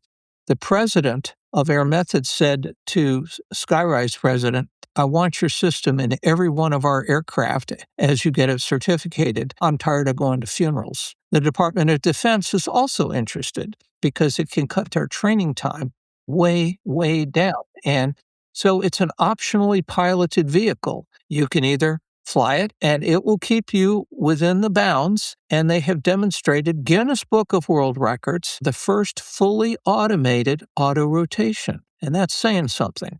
And auto rotation is one of the big deals in helicopters. And this thing did it. Now, there may have been some heavy breathing on the part of the test pilots, but the system performed flawlessly. So, Computer should always be better at doing that than a human. I'm sorry? A computer should always be better at doing that than a human. Well, they're certainly more consistent in doing it. And, the purist would say, well, this is terrible. And I look at it this way. If you want to fly, you can. And we have antique cars, antique sailboats, antique airplanes, etc., that you can go and do all of those kinds of things. But for the day-to-day activities and so forth, and for safety, maybe it's time to move a little beyond. And obviously the challenge is to do it within economics, but if you can eliminate virtually pretty much every kind of crash. Now, if you fly the thing into a thunderstorm, that's beyond the capability. But we're even having some discussions about, can we identify a weather hazard area where the device says, I don't think we should Can't be fly in going there. into that. So stay Bruce, tuned. It's coming. Do you know, and can you say anything about how many years and how many millions of dollars getting something like that Skyrise thing would cost? Because it's my impression the certification burden is just enormous. It is, but the FAA, to their credit, I think is gradually coming around to, they certified the Garmin Autoland system. Autoland. Yeah, and I've flown it, and it's good. My sense is that they are beginning to recognize that this resolves a lot of human factors problems. And I go back to my missile background where we came in at the beginning. The system was brilliantly designed to keep young lieutenants like me from having an oopsie moment, which might have resulted in very bad outcome for all concerned. And we haven't gotten that way with airplanes quite yet, and particularly older aircraft. Newer aircraft with, augmentation systems and so forth. Can the systems malfunction? Sure. But we spend an inordinate amount of time worrying about that. Humans are good to what? 10 to the -4, maybe? One failure in 1,000, give or take. Most autopilot and avionics systems are 10 to the -7th, so several orders of magnitude better. And yet we keep saying, well, what if this happens? I talk out of both sides of my mouth because in the book we have automation, and at some point I want to give just a little shameless plug for the book, but there's two sides to the coin, and I think one side is starting to get a whole lot more robust than those of us Luddites out here who say, wait a minute, look at how well an autopilot flies a instrument approach compared to us. Or look at en route. If you look at your ForeFlight or your Garmin Pilot EFB, how well your route and altitude is being held by the autopilot as opposed to when you hand fly it. You can see it. And that whole approach applies pretty much across the board. Do you need to know what to do if something goes wrong? Yeah, that's what simulation is for. You practice it once in a while. At 99.99999% of the time, it's going to work just the way it was designed. Over? Absolutely. Absolutely. Yeah. So if there was one change that we could make to improve the safety of personal aviation, owner-flown general aviation, what do you think the single most important thing that it would take to do that? That's a really good question. One thing. Humans, as we know, are the predominant problem in this, whether it's on the maintenance side or whether it's on the piloting side. And our systems have perhaps not evolved quite far enough to start to work the human element out of it. Where you have a good system, it performs far more reliably than we do. We get tired, we're lazy, sometimes let me choose my words carefully, risk tolerance is higher than it should be, etc. The hardware is pretty much the same regardless. So I think to the extent that we can start to do things cost effectively, because you can build a perfect machine, but if nobody can afford it, it doesn't matter. Can we retrofit some of this stuff? Yeah. Short term, I would say flight data monitoring across the board, both the pilot and the engine, is probably the quickest, cheapest thing we can do and provide that feedback loop, which you're doing on the maintenance side, and we're just starting to get into it on the aircraft side to give pilots feedback. Hey, you nailed that one. That was really good. On the other hand, you were about 8 knots fast on that last landing. That's not so good for the varying conditions, and start to really work it that way. So that's a very long-winded answer. That's the short term. The long term.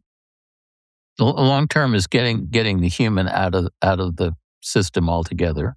Yeah, yeah. And Which then it seems to me that for recreational probably purposes, that's different. probably could have been done a long time ago if it wasn't for the difficulty of getting things certified. The certification process is definitely a mixed blessing, and I go back to my famous piece here, which is getting way too much publicity at this point. But I am pleased to say that I haven't lost mine yet. But I just use that as an example, or my gust lock. I'm really being protective of my gust lock these days. Well, I did a little research a few months ago for writing one of my AOPA articles, where I was basically trying to determine whether the certification burden was worth the cost. I found that there were a few models of RVs, I think maybe the 6, 7, and 8, that if you excluded the initial flight test period, had absolutely comparable safety record with certificated single engine aircraft, and they're basically unencumbered by certification, but it's a very well proven design and a pretty docile aircraft in terms of its stall characteristics and things. So it's possible to achieve the safety goals without all of this certification burden. If you look at, there are some things we know over decades of experience between the Civil Aeronautics Board, NASA, et cetera. There's some things we know that work very well in terms of either structure or aerodynamics. Fuel systems, there are certain things that you really should be doing, and there are some things that you should not be doing. And if you can adhere to some of that guidance, that's good. The question always comes down to economics. And if you don't have somebody kind of keeping an eye on, is this really complying with whatever it happens to be, how well does that work? Now, as I said, I lose arguments with myself. The flip side is the legal industry is pretty good at bringing to bear a lot of aggravation if somebody doesn't do something correctly. And so in all of that, there's a balance point of how far do you go, what do you certificate, what do you not certificate, what can we get away with that will give us the equivalent level of safety. And that's probably a much longer discussion. And the other thing is that bureaucracies, and I would include the FAA, and are very comfortable with doing things the way they are, and they really are loath to make many changes because that's what they do. Yeah, you brought up an interesting point about the legal industry because, we're facing this with self-driving cars, and the same thing would happen probably squared with self-flying aircraft. If the car is driving itself and it gets into a crash, who's liable for it? It's more likely to be the manufacturer than it is the owner of the vehicle who is sitting there with his hands in his lap. And the same thing would be true with aircraft, that it shifts the liability burden if the aircraft is self-flying. Well, I will tell you our experience on the board with Tesla, the early Teslas, let's just put it this way. We were not on Elon Musk's Christmas card list because of some of the shortcomings. Now, are they getting better? Absolutely. Are the later Teslas better than the earlier Teslas? Absolutely. And there are some warnings in I believe the Tesla handbook that say, under certain circumstances, you should be driving the car. I've had the privilege of observing um, how the newer models are doing, and I think, they are doing a lot better. Are they 100%? No. Are the drivers 100%? No, not even close. The crossover point, have we gotten to that yet? I'm not sure. I mean, this is not an area that I have tremendous expertise. I have anecdotal evidence from the crashes that NTSB has investigated that when this is some years back. Yeah, the engineers hadn't quite thought of that, and the car hadn't quite figured out how to go about it. And there's still some issues. But human nature and human development and progress, that's how things happen. The early models of anything, we go through some experimentation, and occasionally we have some tragedies in the process. What was it, the Comet airliner that crashed, or take Air France 447 over the South Atlantic, where all three pitot tubes iced up. That was, that shouldn't have happened. All of that's in the book, by the way. It's a evolving process. So, Bruce, we're time is about to end, but I wanted to ask you to talk a little bit about the book, how people can get it, and when are you going to do an audiobook version of it? By the way, the AI voices are absolutely marvelous. You could turn that thing into an audiobook with AI, and it wouldn't cost anything. The AI voices are now so good that you can hear them breathing, inhaling between phrases. That's how good they about are. that. Okay, we'll have that discussion. So, you promise? Yeah, I promise. I promise. So, those of you who slept through eighth grade Greek mythology, which I did most of the time, but somehow got caught up.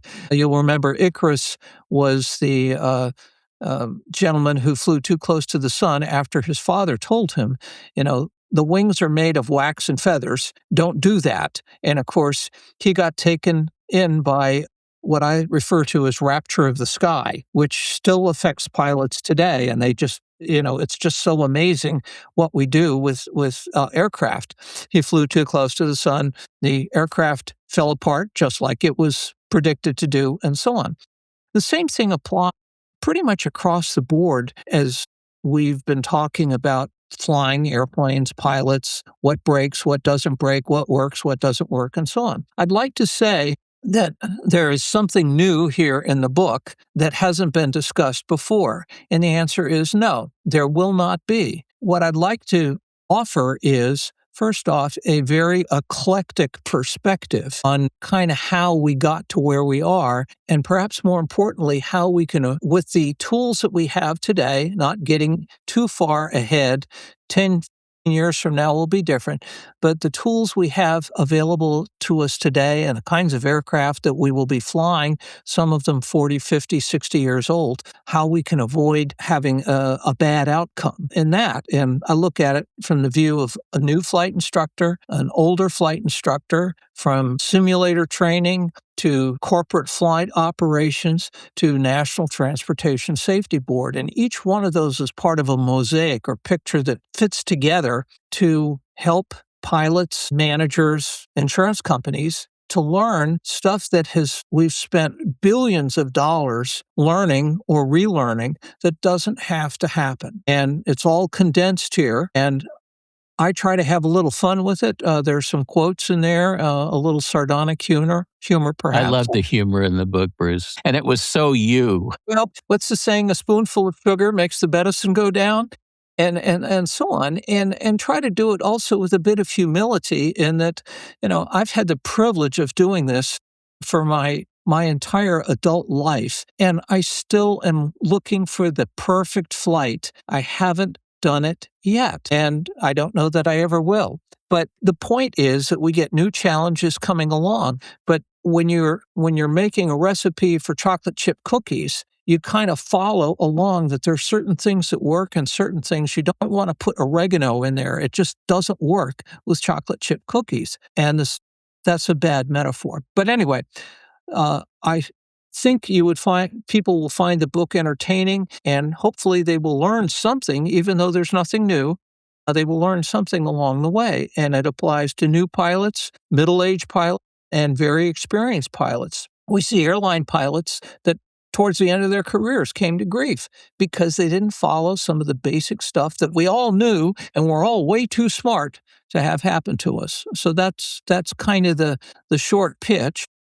And Bruce, you've got a website now for I the do. book, right? So I is never it had a website before.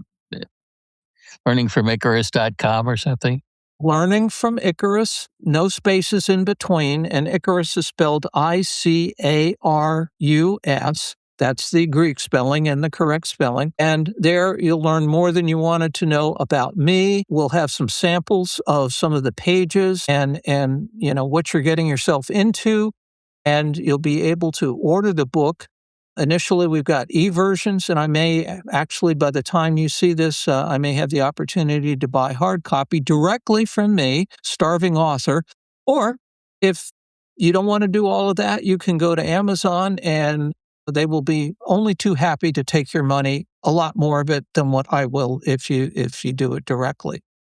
Yeah, I got the Kindle version of it from Amazon, but I'd rather get it from you. We've got a QR code that we're gonna put up for the we'll website. have a QR code, so you can take a picture of that and go directly. But otherwise, it's learningfromicarus.com. And I also have an email address, learningfromicarus@gmail.com.